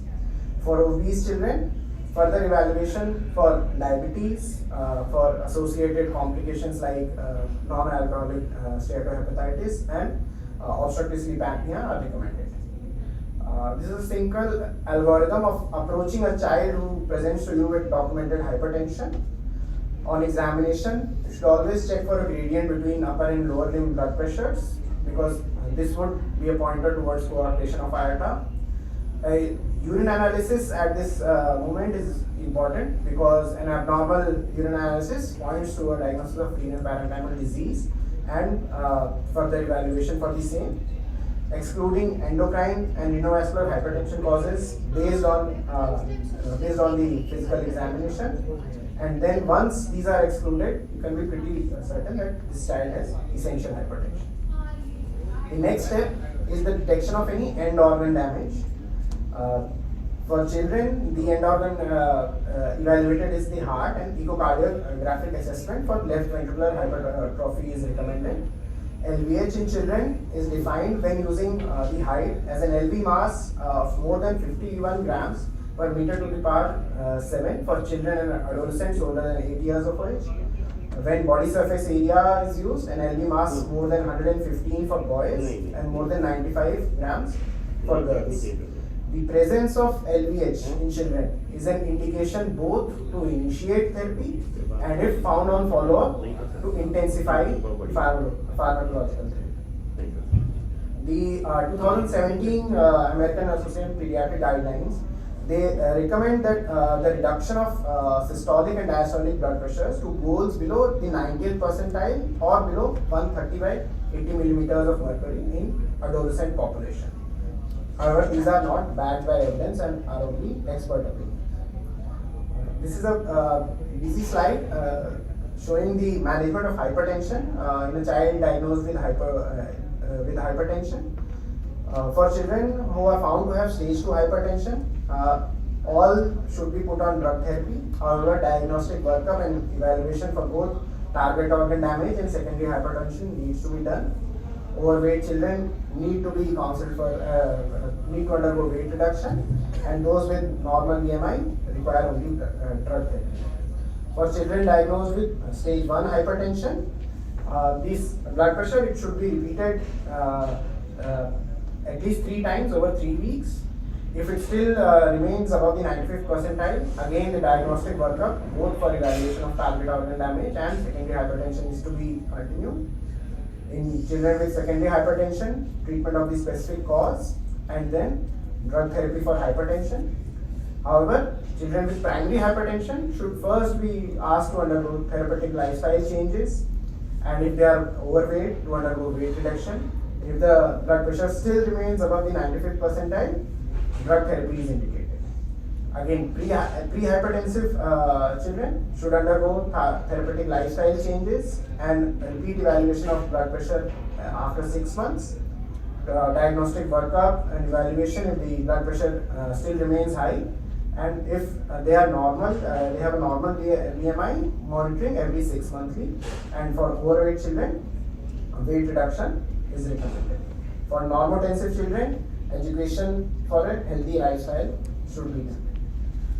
The non-pharmacologic therapy for management of essential hypertension in children includes weight reduction for children who are overweight, regular exercise, dietary modifications including salt restriction, and other non-pharmacologic measures to reduce the other cardiovascular risk factors like preventing or treating dyslipidemia, avoiding smoking, alcohol, caffeine, and energy drinks.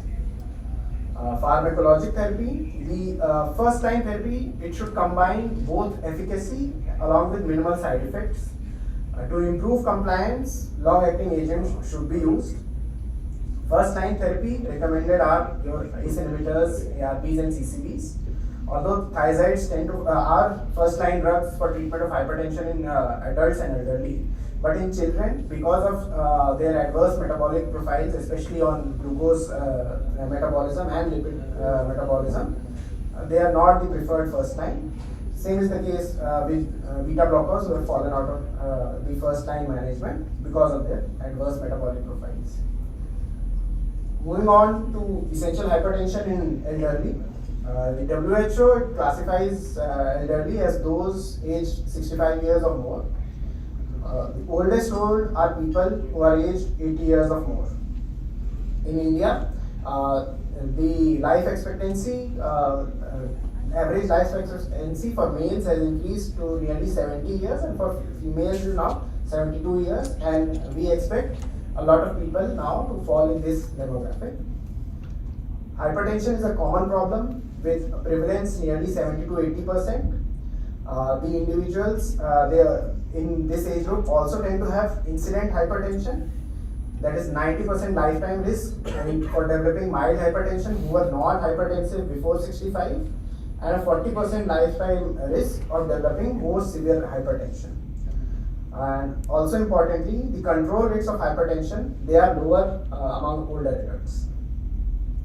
There are few special issues with regards to hypertension in elderly. The systolic blood pressure rises and the diastolic blood pressure it falls after the age of 60 years.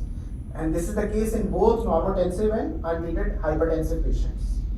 It is the systolic and pulse pressure that are the major predictors of coronary artery disease in older adults. This is against diastolic blood pressure, which is perpetuated to be the more important coronary disease risk factor for young adults. A rise in SBP more than 160 millimeters of mercury increases the mortality rate by more than 2.4 times. There are other issues with measurement of blood pressure like white coat hypertension, which is evident for all populations, but pseudo hypertension, which is seen only in elderly. There are also barriers to effective treatment like physician failure to adequately control blood pressure, being careful not to have side effects of drugs, and also the economic drug burden that is imposed by polypharmacy in patients with comorbidities. Another issue is isolated systolic hypertension, which is defined by the European Society of Cardiology in 2013 as systolic blood pressure more than 140 millimeters of mercury and a diastolic pressure less than 90 millimeters of mercury. This accounts for 60 to 80% of hypertension in older adults. The elevation in pressure in patients with ISH, it is primarily due to the diminished arterial compliance. It is associated with a 2 to 4-fold increase in the risk of myocardial infarctions, left ventricular hypertrophy, kidney dysfunction, stroke, and cardiovascular mortality in the elderly age group. Now, over the years, there has been an unmet need in various trials for elderly people with hypertension. The optimal blood pressure goals and the primary endpoints have been arbitrary. Also, most of the trials have, even the cases, they have failed to reach the blood pressure goals in the elderly. And even the controls have had to be initiated on antihypertensive drugs in these trials. Also, not many trials over time have addressed the frail population. Still, these are some of the landmark trials that have dealt exclusively with old and very old populations. And all have confirmed a significant reduction in major adverse cardiovascular events, coronary artery disease, heart failures, strokes, with reduction in blood pressure. The paradigm shift in the management of blood pressure came with the SPRINT trial in 2015. Although the average age in SPRINT itself was 68 years, but 30% of patients in SPRINT, they had an age more than 75 years. And 800 patients among the trial group were actually frail. Even in these groups, there was a reduction in major adverse cardiovascular events, reduction in CV mortality, and reduction in heart failures. However, issues with increased number of antihypertensive medications, adverse effects like hypotension, syncope, and falls were still present. So another trial done in the Chinese population, the STEP study, this was published in 2021 in the New England Journal of Medicine. They evaluated intensive treatment versus standard treatment in patients aged between 60 to 80 years of age, and found that there was a significant reduction in the intensive treatment group when it came to cardiovascular events. In terms of adverse events, it was only hypotension that had a significant difference between the standard and intensive treatment group, but the occurrence of syncope fractures, they were not significantly different between the two groups. Now, coming to issues in management in elderly, so there is arterial wall stiffening that gave rise to systolic hypertension and increased pulse pressure, and this is also associated with an impaired baroreflex sensitivity, impaired cerebral autoregulation, and this increases the risk of orthostatic hypotension. This is present in up to 20% of older patients who have isolated systolic hypertension. These are the patients who are significantly more likely to fall and present with hip fractures, and therefore at diagnosis it is important to record both lying and standing blood pressure readings in elderly population. Furthermore, the EGFR declines with age at a rate of 10 ml per minute per every decade, and with impaired renal conservation of sodium and fluid in the face of this depletion, they are more subject to volume depletion, especially due to diuretic therapy. Also, the clearance of drugs and their active metabolites, it is decreased by declining both hepatic and renal functions. It becomes important, therefore, to initiate therapy at lower doses as compared to younger adults, and also in the absence of hypertensive emergencies or urgencies, to lower to the goal blood pressure over a period of 2 to 4 months. The cardiac function and cardiac reserve are often reduced in the elderly population, and they are much more likely to develop heart failure. However, trials in elderly patients, they have consistently shown that treatment of hypertension reduces both morbidity and mortality associated with cardiac failure. Again, these are patients who have multiple comorbidities and would be having polypharmacy. Therefore, communication and adherence with therapy becomes more important, Another issue that these populations face is the decline in cognitive function. It has been shown that this cognitive decline may be slowed by the antihypertensive treatment. Another issue has been the range or the goal for diastolic blood pressure in the elderly population. Epidemiological studies have showed a J-shaped curve, which was being discussed earlier, that as the diastolic blood pressures, they tend to fall below a range. It tends to increase the mortality, and this is more to do because of the reduced cardiac perfusion. However, all the therapeutic trials that have been done therapeutic trials that have been done in elderly have have failed to show this relationship. Coming to the management, so the goals of blood pressure in old and elderly patients, they are pretty much the same as recommended for the young adults now. That is maintaining a systolic blood pressure between 125 to 130 when standard manual blood pressure measurements are used, and to around 120 if automated oscillometric measurements are used. It is the amount of blood pressure reduction which is the major determinant of reduction in cardiovascular risk, and not the choice of antihypertensive drug.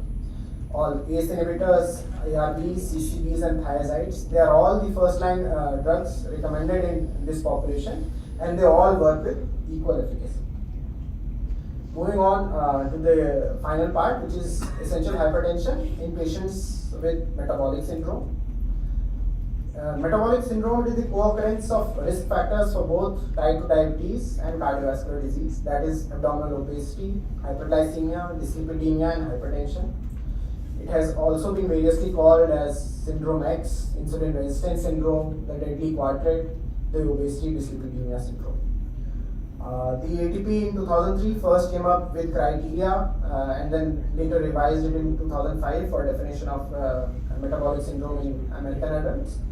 The International Diabetes Federation, along with other societies, came up with definitions in 2005 and later modified it in 2009.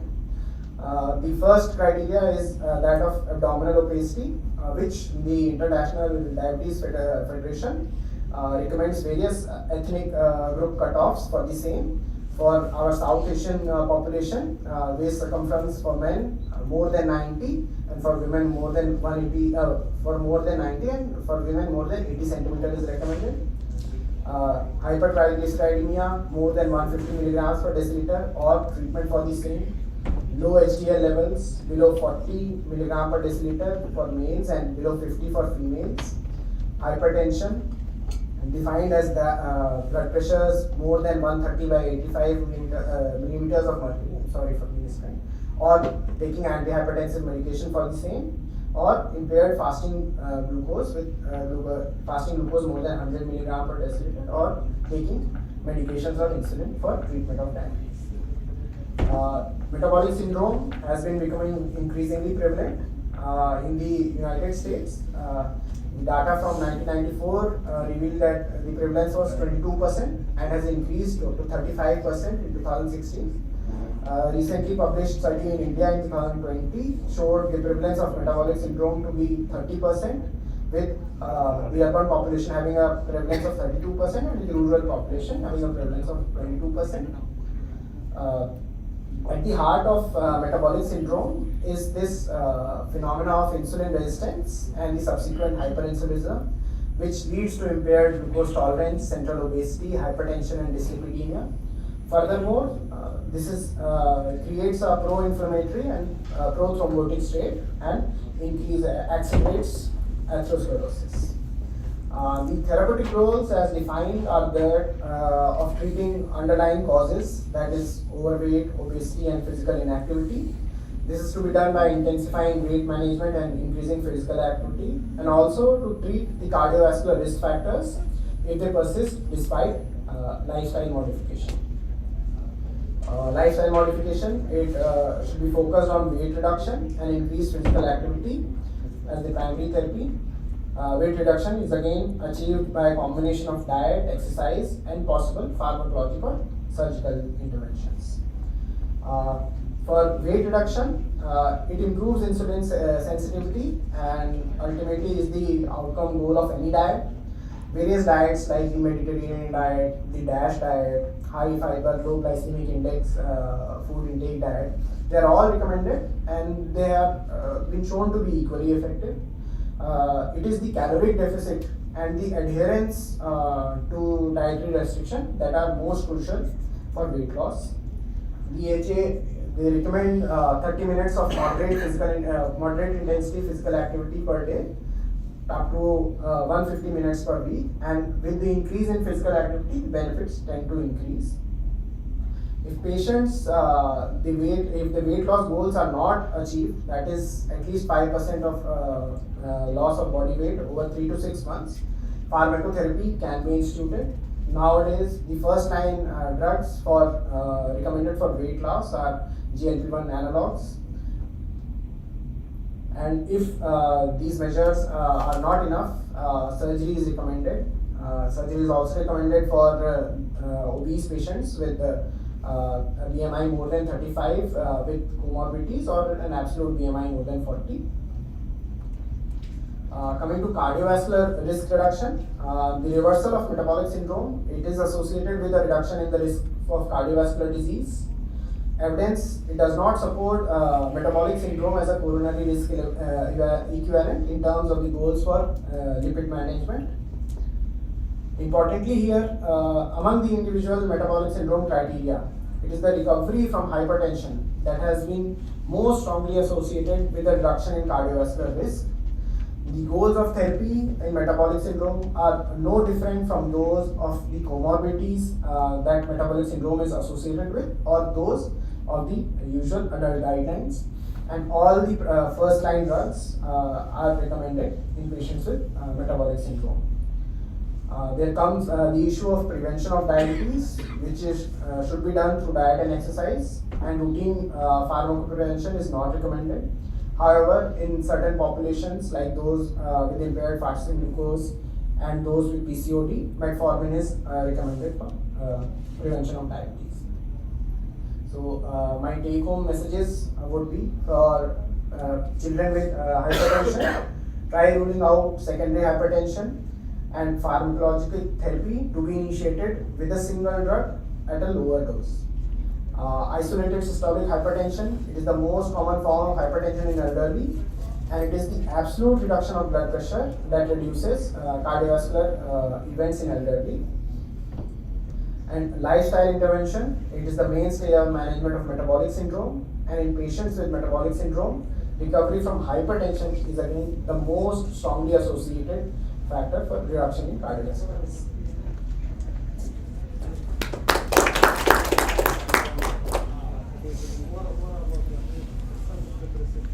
Questions or comments from the audience?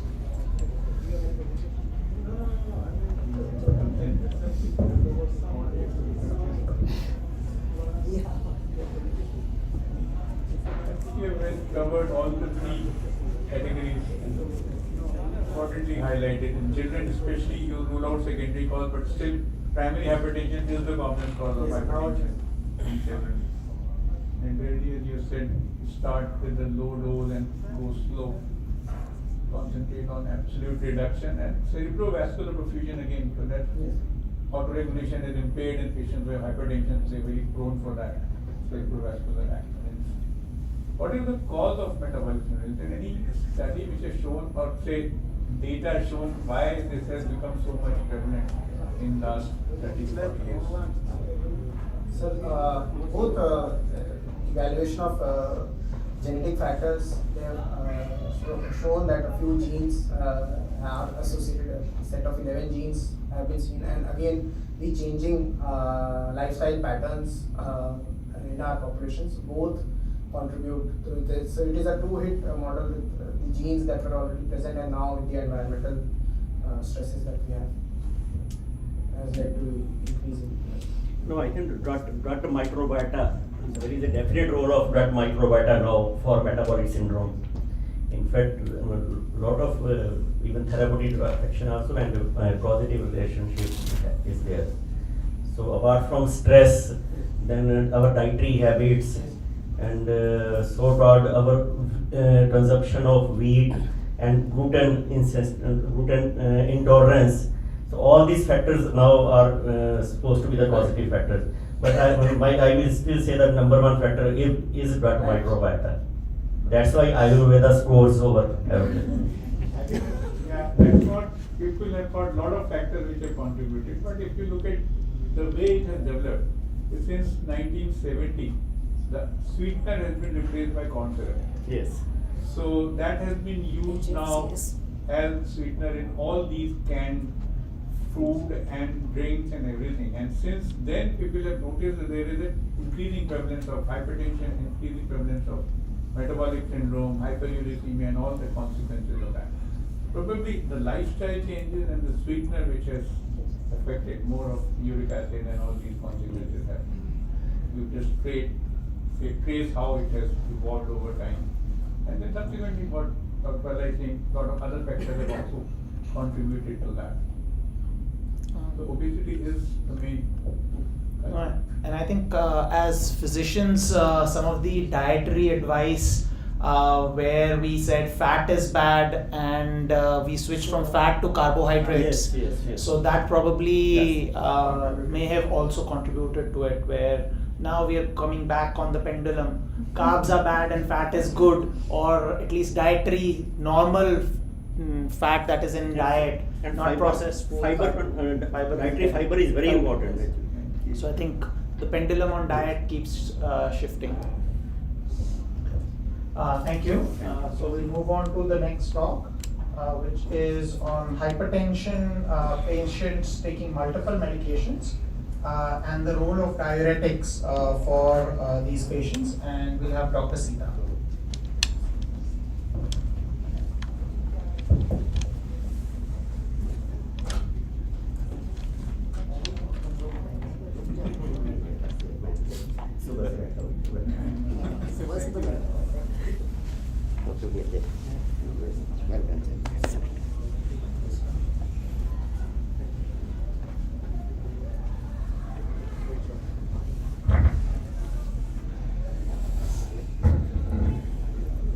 Good afternoon to all. Myself, Dr. Sita Petra.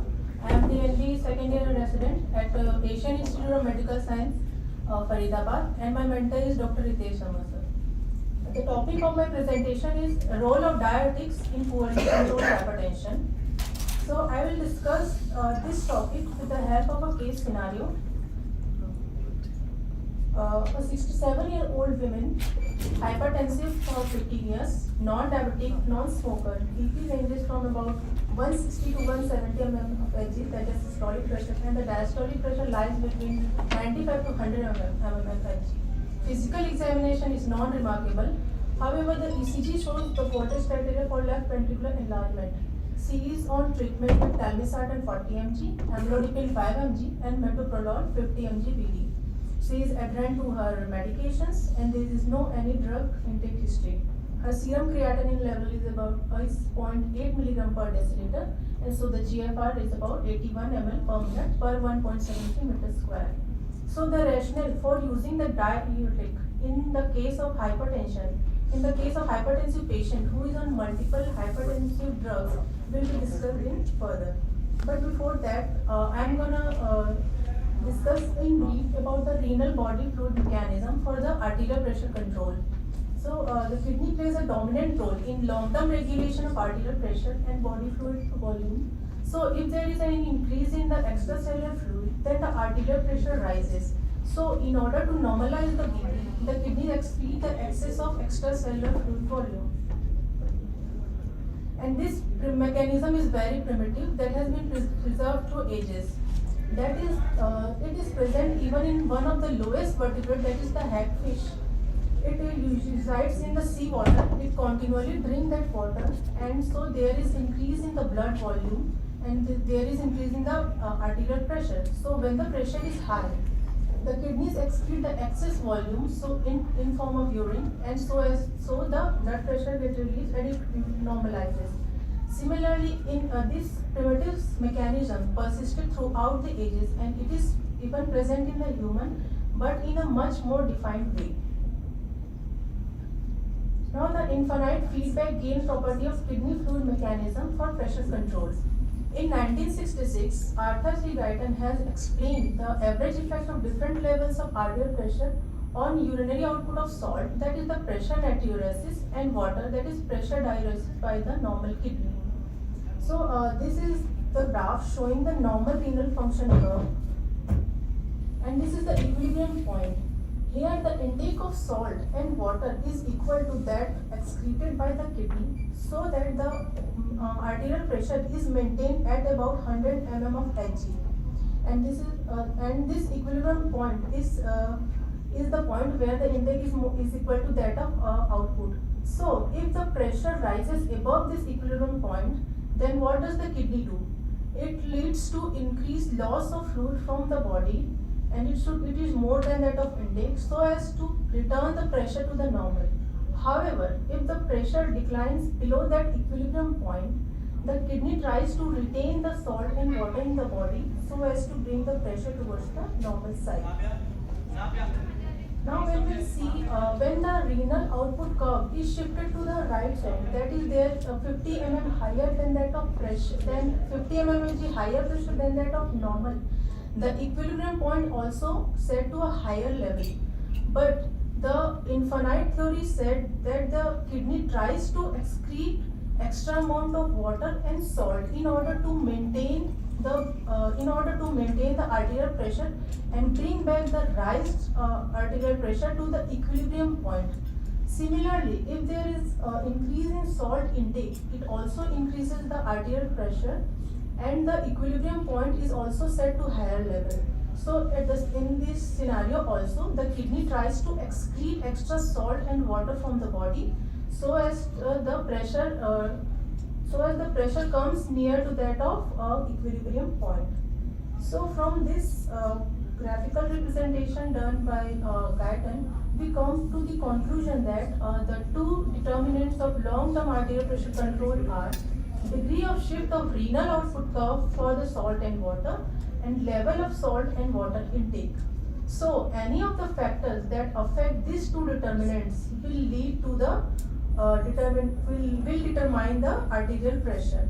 So among those factors, angiotensin and aldosterone are very important, and in human there is a better refinement version of this fluid mechanism in form of a RAS system, that is the angiotensin and aldosterone system, leads to better control of the hypertension. So this is the renin angiotensin aldosterone system.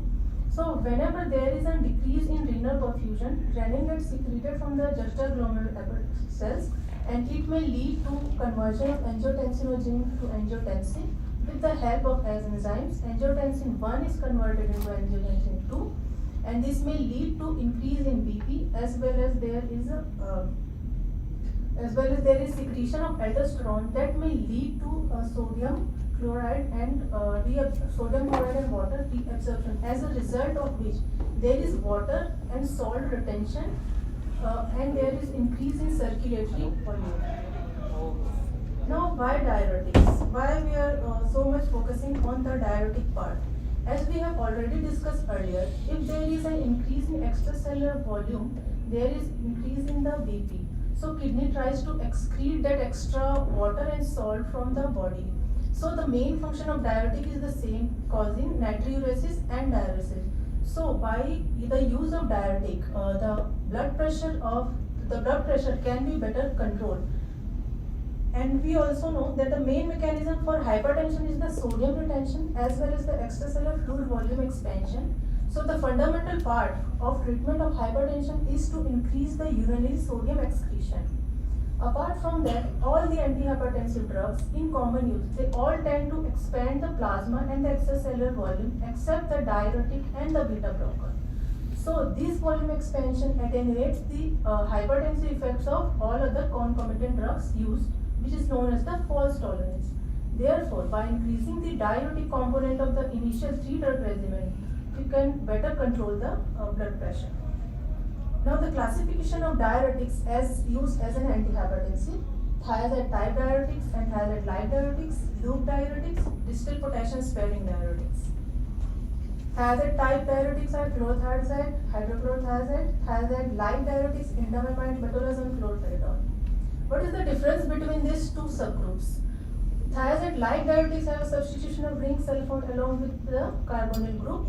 It has longer elimination half-life, plus the additional benefit on the vascular system is seen by the thiazide-like diuretic, as it reduces the platelet aggregation and vascular permeability. Now the mechanism of action of thiazide diuretics. The site of action is it acts on the proximal segment of the distal convoluted tubule. Now, as we know, the cardiac output and peripheral vascular resistance, they are the variables that affect the blood pressure. So, on short-term basis, the diuretics block the sodium chloride stream portal channels in the proximal segment of DCT, leading to natriuresis. And when there is natriuresis, there is decrease in plasma volume as well as decrease in cardiac output, so the BP will ultimately decrease. However, on long term, this diuretics leads to activation of vascular potassium channel, causing the vasodilatation, which further leads to decreased peripheral vascular resistance and decreased BP, which is the sustained effect seen by the thiazide diuretics. Now the dose and frequency of drug administration. The thiazide diuretics they have prolonged duration of action. They require once daily dosing, as a result of which compliance is better due to single daily dosing, and they are considered as the potent and first-line antihypertensive drug because of their prolonged action. So the ALLY trial, that is the antihypertensive and lipid-lowering treatment to prevent heart attack trial. It is the largest trial of treatment for blood pressure.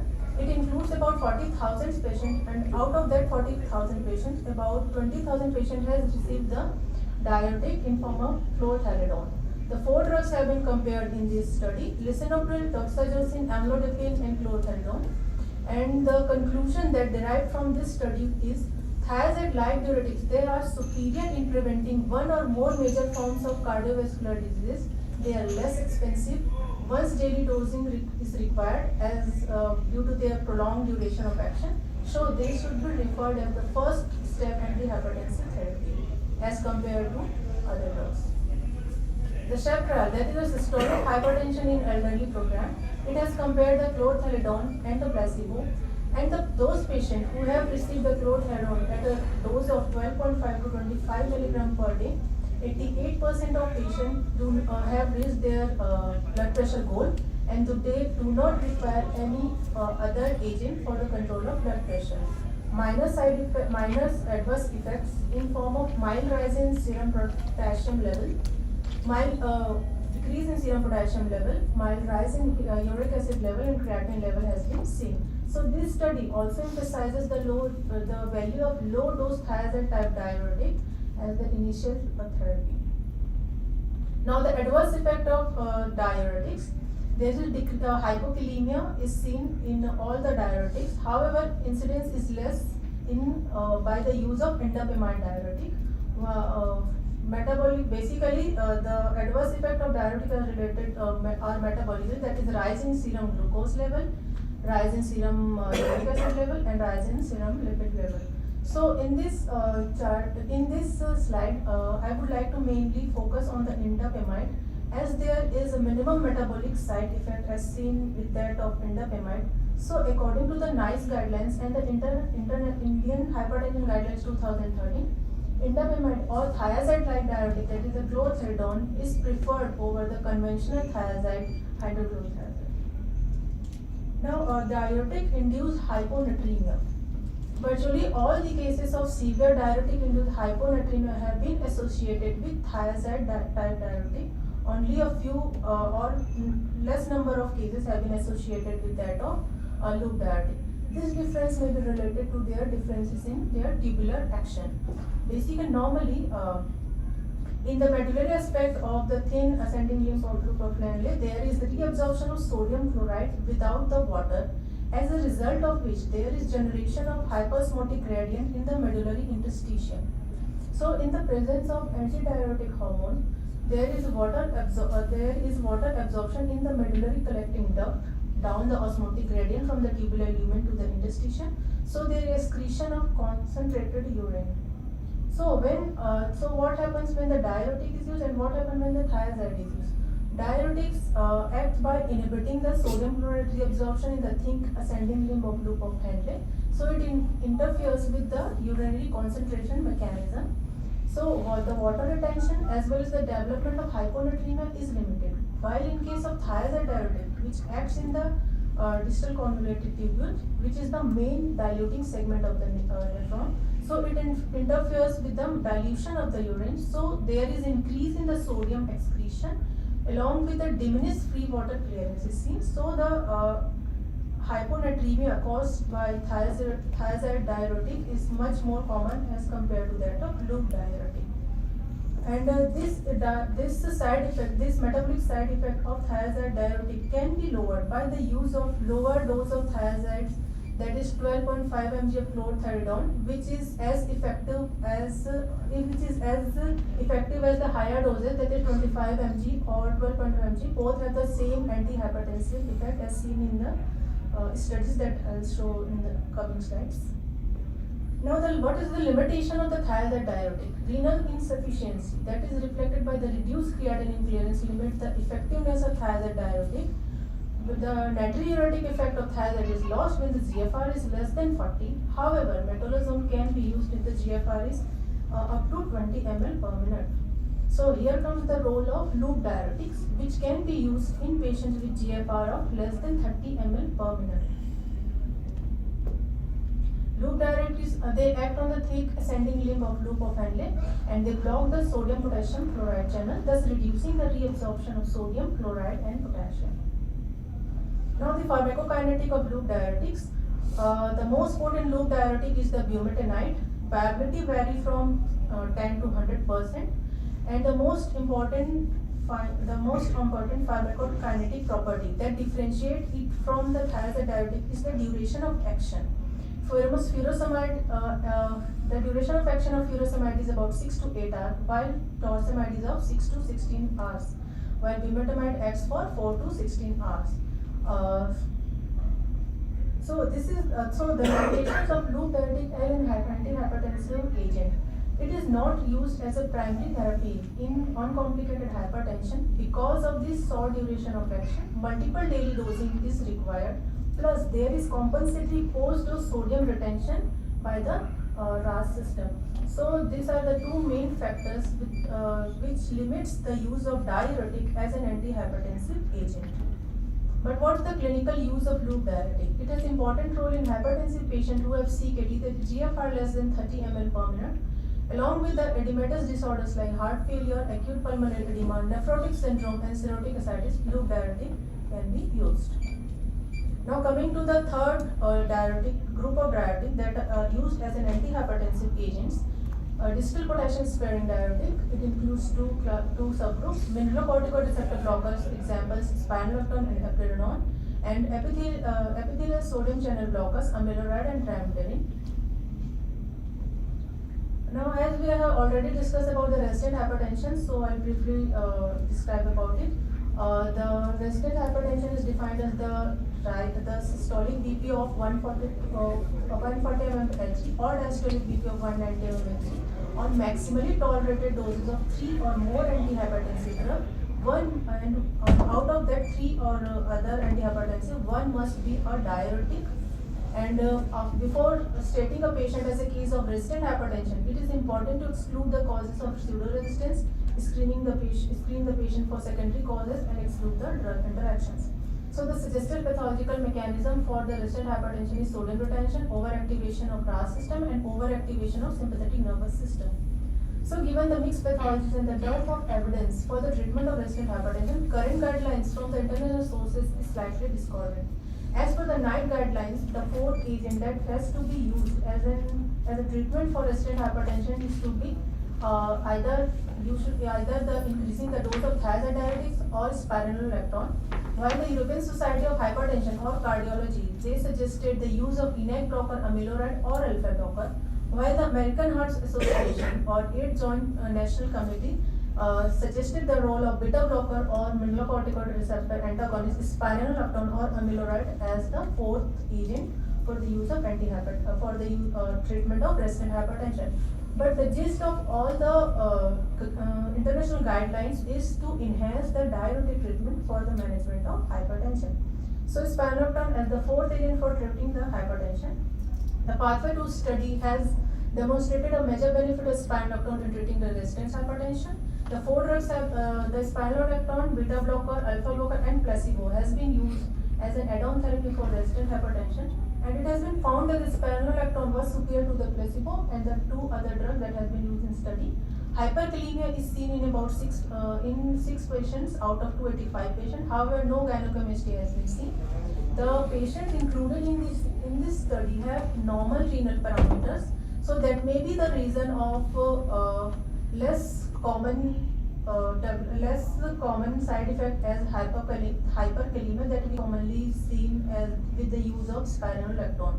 However, the study concluded that the risk of hyperkalemia increases with the declining renal function. So those participants, the participants have used spironolactone earlier and they were switched from spironolactone to amiloride, and it has been found that the amiloride is as effective as spironolactone as a fourth medication in treating the resistant hypertension. There are other small studies that have also suggested the role of eplerenone for treating the resistant hypertension. The next study that have studied about the spironolactone is the REHOT randomized study, that is a resistant hypertension optimal treatment. So it had compared 2 drugs, spironolactone versus clonidine, and it has also found that spironolactone is the preferable for drug therapy. So these are the main antihypertensive guidelines that all of them have suggested the role of diuretics as the first antihypertensive drug of choice. And for the treatment of resistant hypertension, another group of diuretic, that is the distal potassium sparing diuretic, are used. So as per the NICE guideline, thiazide-like diuretics such as indapamide and chlorothiazide is preferred over a conventional thiazide diuretic, and spironolactone is used for the resistant hypertension. Similarly, the Joint National Committee guideline, it also has suggested the role of diuretics in the treatment of hypertension, both as a first-line drug and for the resistant hypertension. Similarly, the European Society of Hypertension and the Cardiology suggested the same. The American College of Cardiology also advised to maximize the diuretic therapy as well as add an mineralocorticoid receptor blocker for the treatment of poorly controlled hypertension. Similarly, the International Society of Hypertension 2020 also suggested the same. So we have come to the conclusion that the initial 3-drug regimen should include a RAS blocker, a calcium channel blocker, preferably amlodipine, and a long-acting thiazide-like diuretic, preferably the indapamide or chlorothiazide. Loop diuretics, they are useful in hypertensive patients who have CKD, in whom the GFR is less than 30, along with the accompanying edematous disorders. For the treatment of poorly controlled hypertension or resistant hypertension, the distal potassium sparing diuretic spironolactone or amiloride or eplerenone are used. So overall, a treatment strategy for poorly controlled hypertension, it should be based on dietary sodium restriction and combined use of thiazide-like diuretic and mineralocorticoid receptor antagonist. Thank you.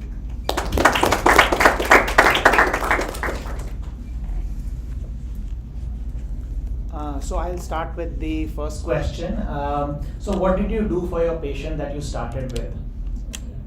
Sir, as the patient is already on metoprolol, telmisartan 40 mg, amlodipine 5 mg, and metoprolol 50 mg PD. First, I would like to on clinical examination, as the clinical examination is normal, there is no any significant finding. So whenever there is any patient in whom the PP is not controlled despite all this medication, first and foremost important step is to is to confirm that the patient is already taking the medication. So as per the history patient is saying, and as per it has been already been described here, the patient is adherent to that medications. Plus second, I would like to ask about the salt and water intake of that patient, whether she is on salt restricted diet or she is taking that adequate amount of fluid, means she is not taking extra fluid as per her requirements. Now the third step is to exclude the causes of pseudo resistance by measuring by excluding the white coat hypertension, marked hypertension, plus appropriate cuff size is to be used. Thereafter, I would like to exclude the causes of secondary hypertension. But as on physical examination, no bruit or thrill as in cases of renal artery stenosis is there, or Cushing's like features is not already there, patient is not hyperthyroid. So or as per the history and as per the examination, no other finding is suggestive of any secondary causes. So I considered consider the case as a case of essential hypertension.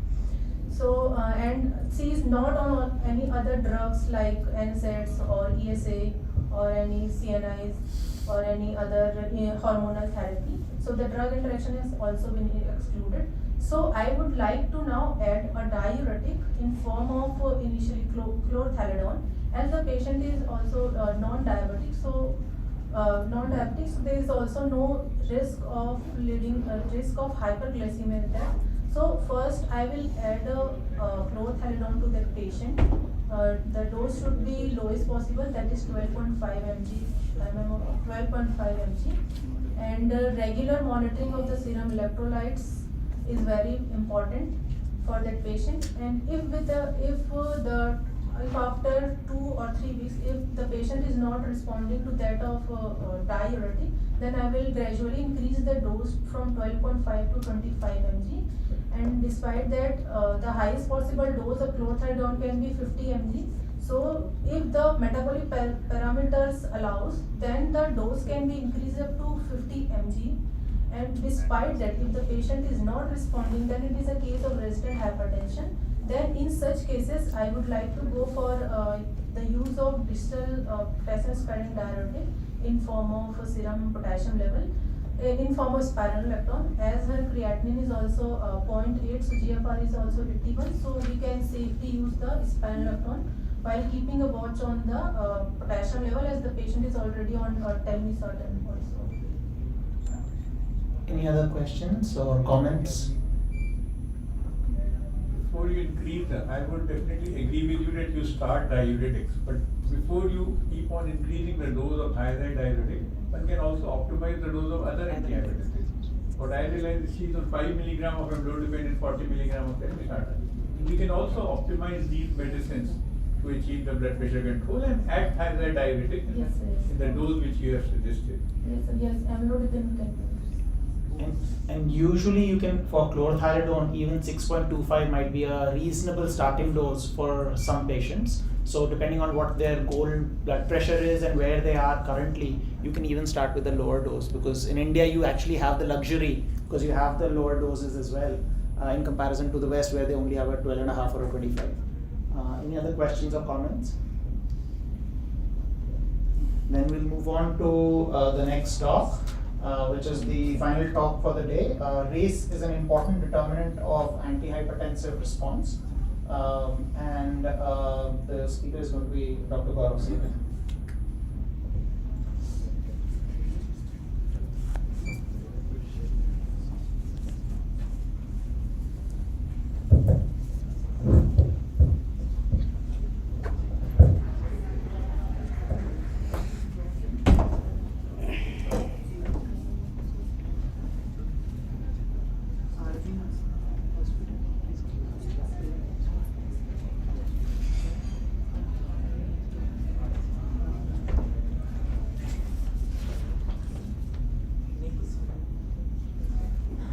Good afternoon everyone, I am Dr. Gaurav Singhal. I am nephrology trainee at RMA Hospital, RNR. Today I will be presenting a talk on race and its importance in hypertension management. RAS workers don't work in blacks. Whether it is true or not, we shall be discussing in my talk. I am thankful to my mentor, my HOD Group Captain Vishal Singh sir, who has mentored me through this presentation. Agenda of my talk will be through these major highlights. We'll be starting with epidemiology and problem statement. Then we'll be discussing shortly about the risk factors. Then we'll be discussing about pathophysiology of hypertension in blacks, mainly African Americans. Then we'll be looking at the Indian scenario, whether some studies are there or not. Finally, we'll be briefly discussing the treatment, as majority has been already discussed. Finally, we'll go into the conclusions part, beginning with the epidemiology and problem statement. So this is the data which has been taken from NCHS in November 2015, which showed hypertension prevalence and control among adults in United States, which was conducted between year 2011 to 14. We can see that in this data, we can see that the non-Hispanic black population tops the list, be it the total prevalence of hypertension as shown on the y-axis in percentages in men as well as women, while non-Hispanic Asians have the lowest prevalence. 41% total prevalence in non-Hispanic blacks. In men it is 40.8%, while in women it was 41.5% in non-Hispanic blacks. This is another data which was published by CDC, and it was based on New York City Health and Nutrition Examination Survey 2013 and 14. What you can see here in red is that non-Hispanic blacks again tops the chart with 43% prevalence of hypertension when adjusted for weight and age. Similarly, when logistic regression was applied on the same data, when they were adjusted for age, sex and education, all these confounders were eliminated by using the logistic regression curve. Still, we can see that the non-Hispanic black populations have the highest odds ratio for developing hypertension or prevalence of hypertension in these population. Also remarkable here is that South Asian population that you can see in the last column have odds ratio of around 3.6, which is relevant to the Indian subcontinent. This is some of the data published by CDC, which shows that blacks have 1.3% more times of non-fatal stroke, 1.8 times greater risk of fatal stroke, 1.5 times greater risk of heart failure, and 4.2 times greater risk for end-stage renal disease.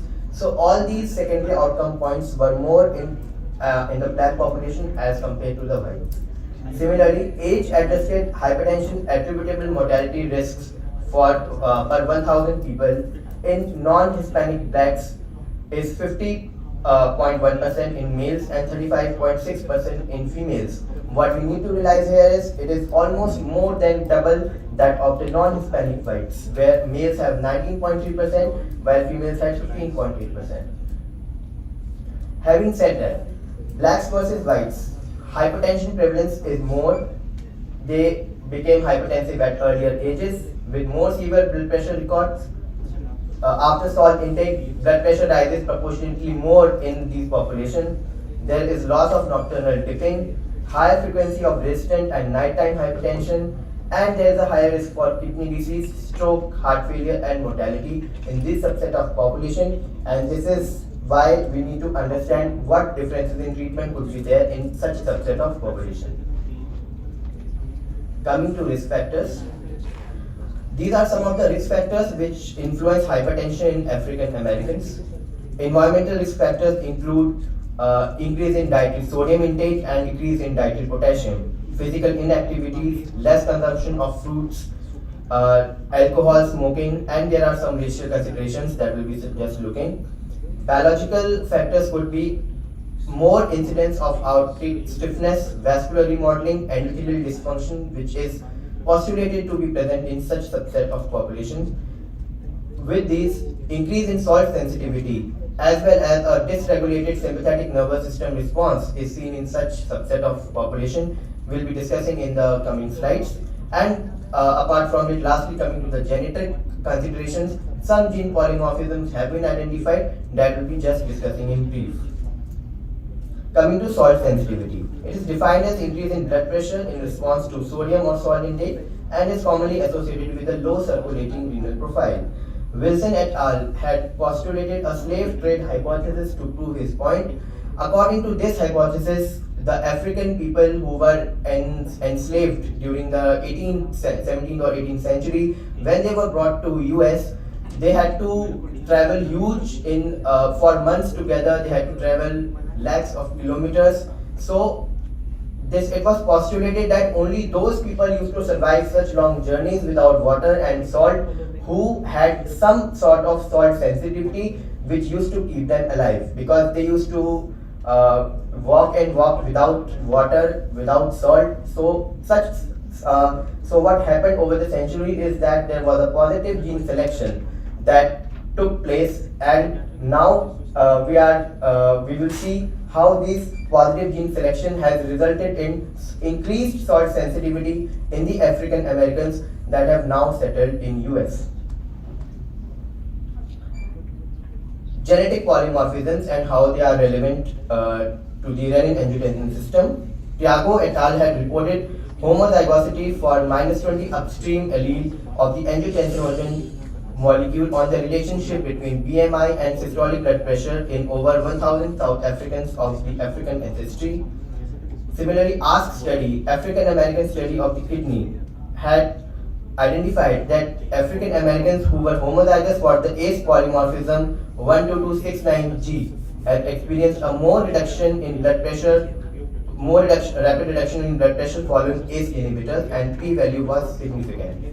Similarly, MYH9 and ApoL1 polymorphisms on chromosome number 22 have been implicated in over 50% of the difference in rates of non-diabetic ESRD between white and black Americans. Now, what lies behind salt-sensitive hypertension? So, when there is increase in salt sensitivity, it is associated with reduced plasma renin levels. So, it should happen that normally in such patients they have a circulating low renin profile. However, it has been seen that paradoxical, the intrarenal RAS system is hyperactive in these patients, which is responsible for all the effects like endothelial dysfunction and kidney injury in such group. And one postulated mechanism behind that is a dysfunctional sympathetic nervous system response that I have just discussed. Normally, in response to salt loading, the normal response of the sympathetic nervous system is to decrease the amount of norepinephrine, which is a known sodium retainer, and to increase the concentration of dopamine, which promotes sodium excretion. This is the normal response. What happens in salt-sensitive hypertensive individuals is that there is a dysregulated SNS response, particularly which is found in African Americans. So, instead of increasing the concentration of dopamine, it decreases, and concentration of norepinephrine more or less remains the same. Let us understand it at the molecular level. So this is the famous DAS salt-sensitive and salt-resistant rat model. What has been done by Kobori et al. They have picked up two breed of mice. One was salt-sensitive and one was salt-resistant. And they provided excessive salt intake to these, both of them. By excessive salt intake, they had administered 8% of normal saline to both of these breeds of mice.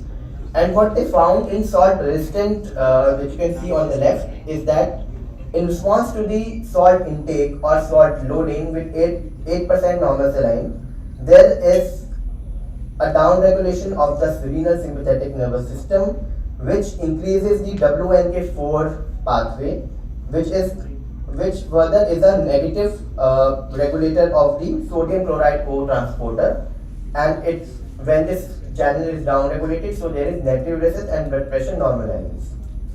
Then, in what happens in salt-sensitive mice was that rather than downregulation of the sympathetic nervous system, there is actually a upregulation, which then decreases the WNK4 signaling, which increases the concentration of the NCC co-transporters, and there will be more sodium retention in response to salt loading, which causes blood pressure in individuals.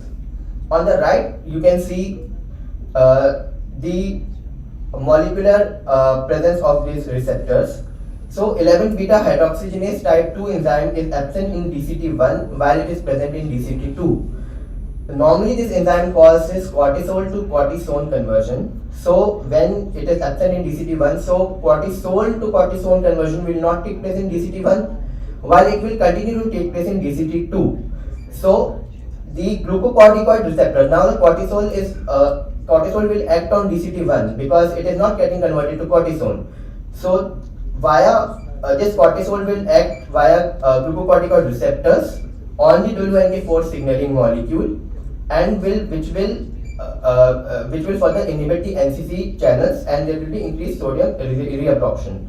While in DCT2, this cortisone which is precursor for aldosterone, what will it do? It will activate the it will act on the mineralocorticoid receptor and via the SGK1 signaling pathway, it will cause increased sodium reabsorption.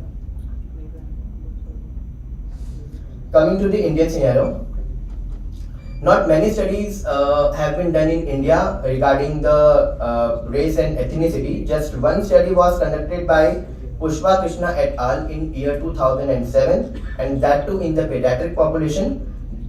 They compared blood pressure in young population of North versus South India and they had stratified the pediatric age group between two subsets, 7 to 12 years and 13 to 18 years. They found that North Indian boys and girls had lower diastolic blood pressures with no difference in systolic blood pressures than South Indian boys and girls between 7 to 12 years. However, between 13 to 18 years, North Indian boys and girls had significantly higher systolic blood pressure with no difference in the diastolic. And the reason that were postulated in this study was a higher BMI and a higher height in North Indians as compared to South Indians.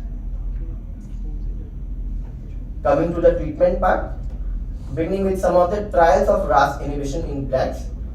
In diabetes, INDT and renal trial were done, which used irbesartan and losartan respectively. They had found that using of RAS inhibitors in black population with diabetes had positive cardiovascular outcomes as well as they retard the progression for CKD.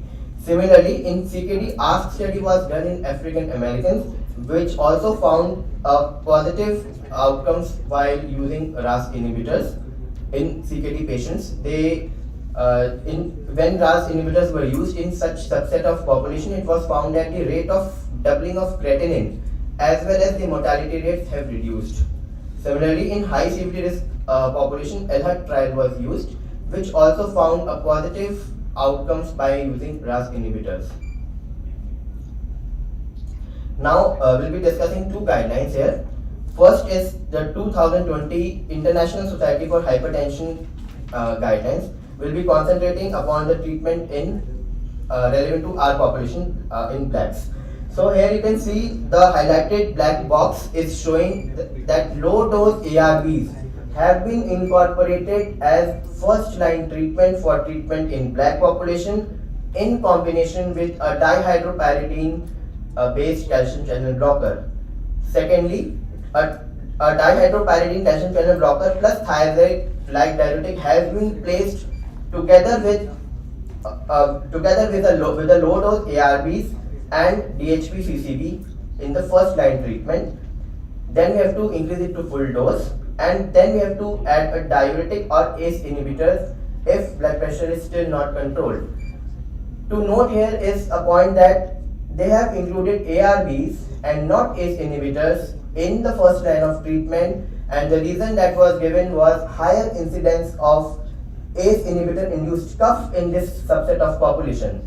Normally the incidence of ACE inhibitor induced cough is 2.5% in normal population, while in blacks it is as high as 9 to 10%. Coming to the 2017 ACC AHA guidelines, they have said that in black adults with hypertension but without heart failure or CKD, including those with diabetes mellitus, initial antihypertensive treatment should include a thiazide like diuretic or a CCB. And 2 or more antihypertensive medications are recommended to achieve a BP target of less than 130/80 in most adults with hypertension, especially in blacks, where a single drug is not very effective in controlling hypertension. While in patients with CKD, they have recommended to use ACE inhibitors or ARBs as the first line.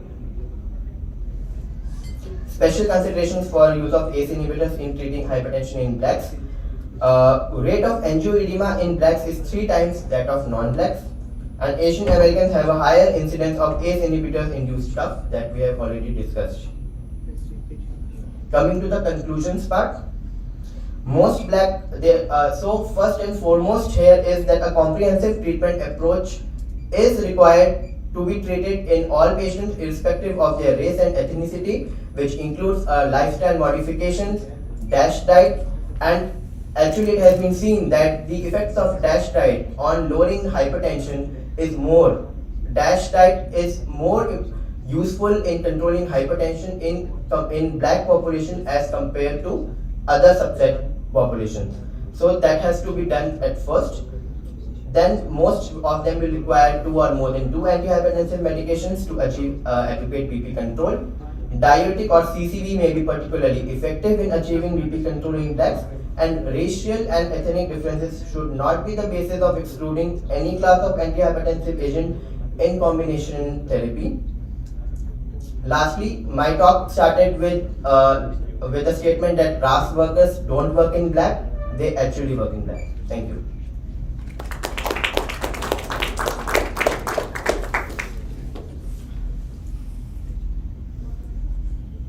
So any question or comments from the group?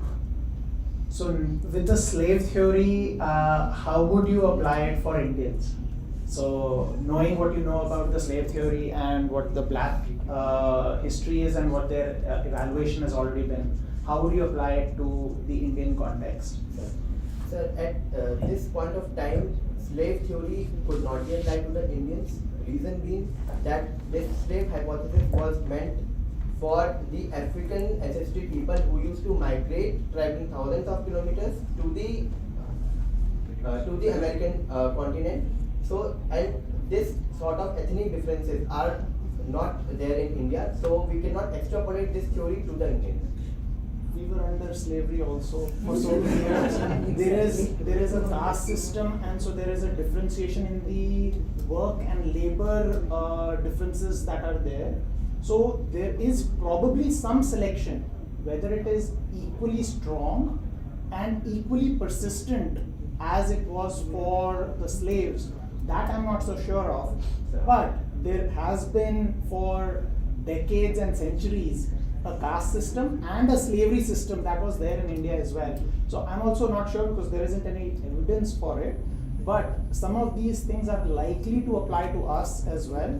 And our salt sensitivity, our high rates of metabolic syndrome are probably also driven by large stretches of us having been under long stretches of time where we were calorie restricted, nutritionally restricted, because our metabolic rates are also extremely high.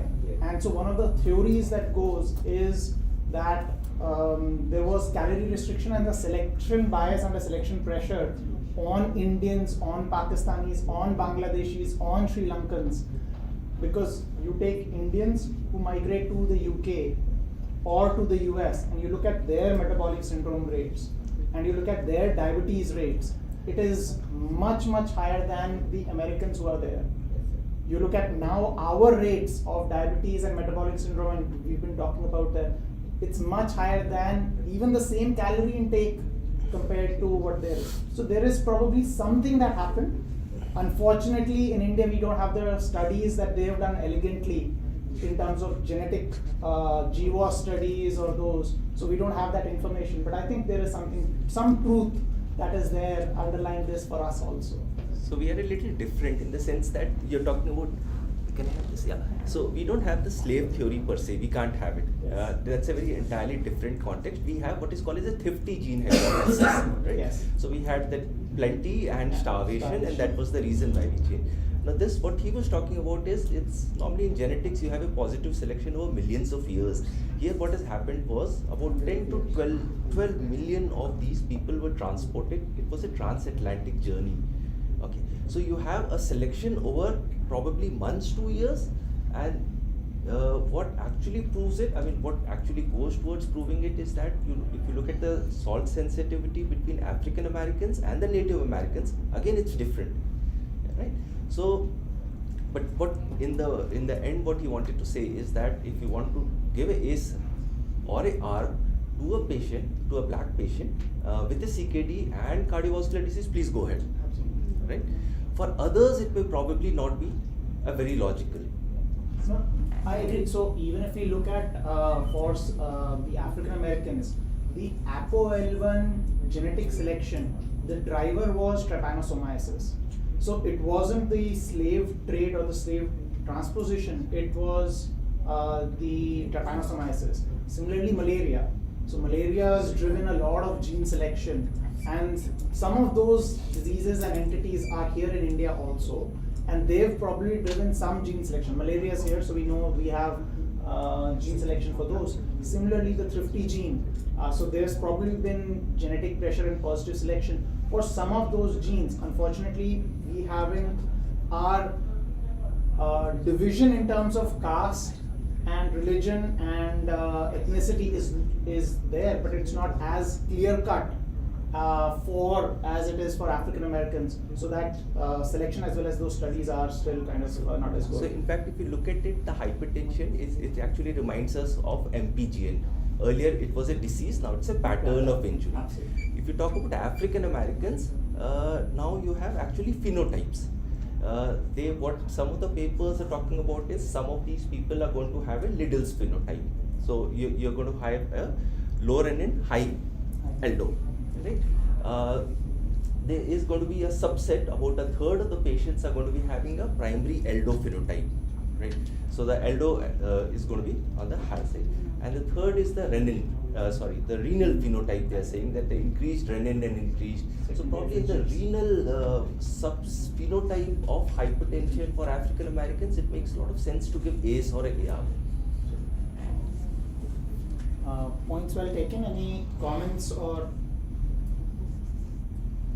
any thoughts before we close the session? So I know Dr. Singhal has awards to distribute. So we'll and then we'll do some comments and summary as well. No, we will declare. We thought we will have a voting from the candidates, but we will discuss and decide who was the best, and we'll let you know in a short while. In the meantime, you can carry on. But so I think as I said before, for me in kind of when we were setting this up, there were three main agendas, and I think hopefully we've achieved some of those at least. So I kind of summarize that back again. The first is that hypertension is ours and we need to take ownership of that. And I think with the emphasis on the kidney and how important it is in hypertension as well as in hypertension control, I think hopefully you're going home with that message. Second is in terms of learning, and then third is how to take in terms of talks and teaching. For that, I'll just kind of give my thoughts on the whole session. So I think all the speakers did a really good job of the actual medical literature as well as the actual medical content. I think the area where everyone can improve, including me, and that's what I keep taking as I look at a talk or I look someone who gave a really good talk, is what are the things that I can get better on. And the things that I think we can work on is all talks and all things that we remember are a story. So trying to convert a talk into a story will make it come across as a much better thing, rather than it being just a talk. You come, you give the talk, people retain, if lucky, one for that half an hour, and if you get lucky, maybe half 1 month later. But if you put it into a story, and it is a patient story, because us as doctors, we remember patients stories. So if you connect it to a patient and a patient story from the front end through the middle to the back, people will remember it better. So I think trying to inculcate that can be a fake story, doesn't matter. So, but putting that into the context of a talk will make it go better and people will remember things better. The other thing is being clear on what, ultimately from a 30-minute talk or a 40-minute talk, people will remember 1 or 2 things at most.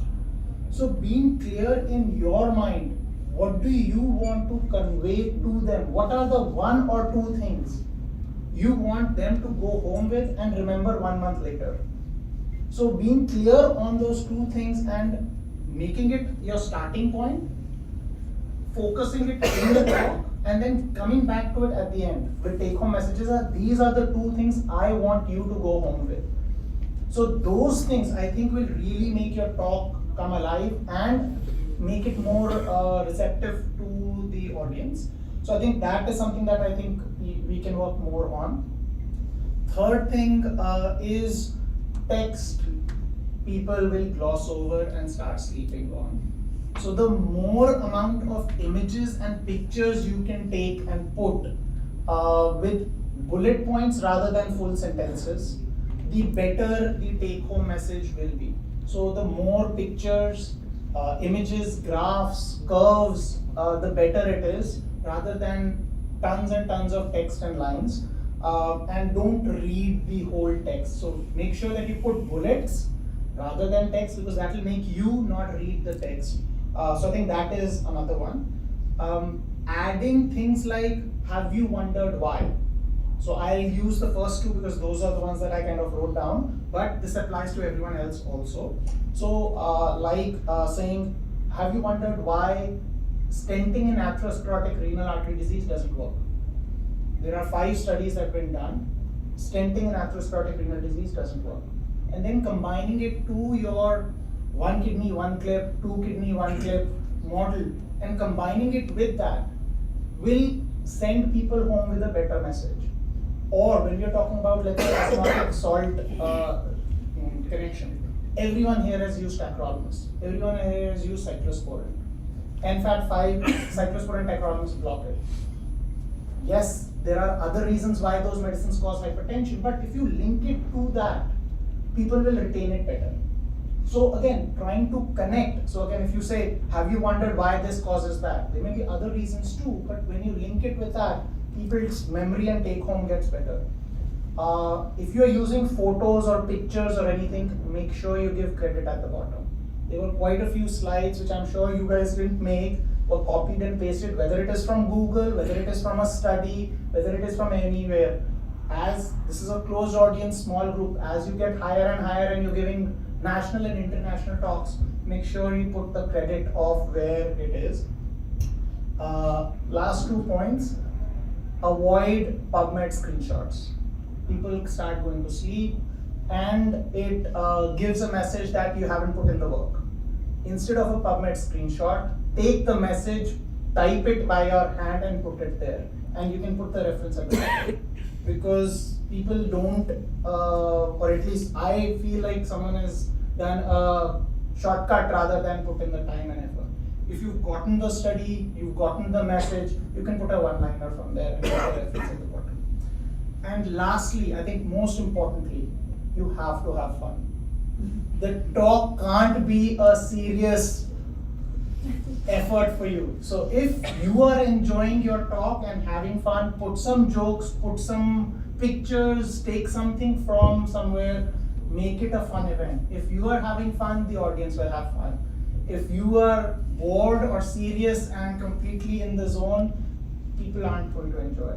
So it's fine, you're stressed, this is your first talk or your second talk, but if you enjoy it and you have fun with it and make that into a fun experience, people will have fun. So I think some of those things, as you start doing more and more of these and as you start climbing up and up on the ladder, which I hope all of you will do, try and see if you can do some of those things, and I'm sure your talks will get better and better. So I think that's kind of from my side. If sir has any other comments or...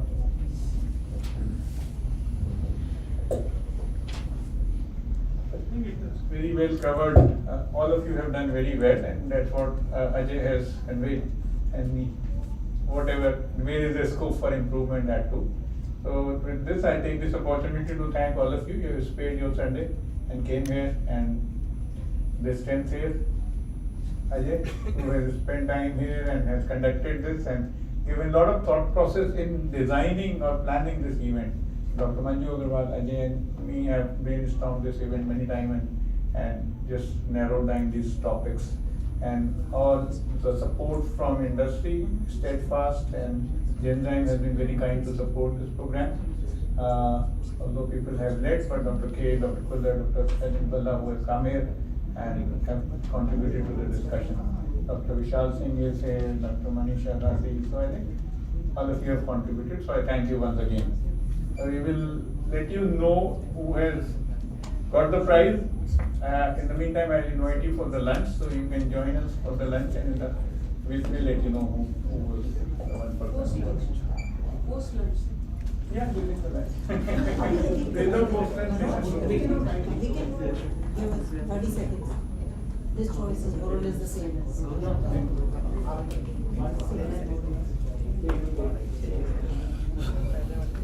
So I think it's unanimous. So I think Nikhil was the unanimous choice for the best talk. And as I said, some of the features that were there in his talk were the features that we were talking about. So I think Nikhil gets the award.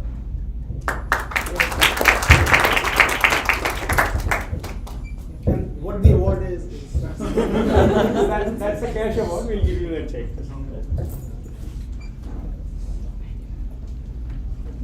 We can go for the lunch.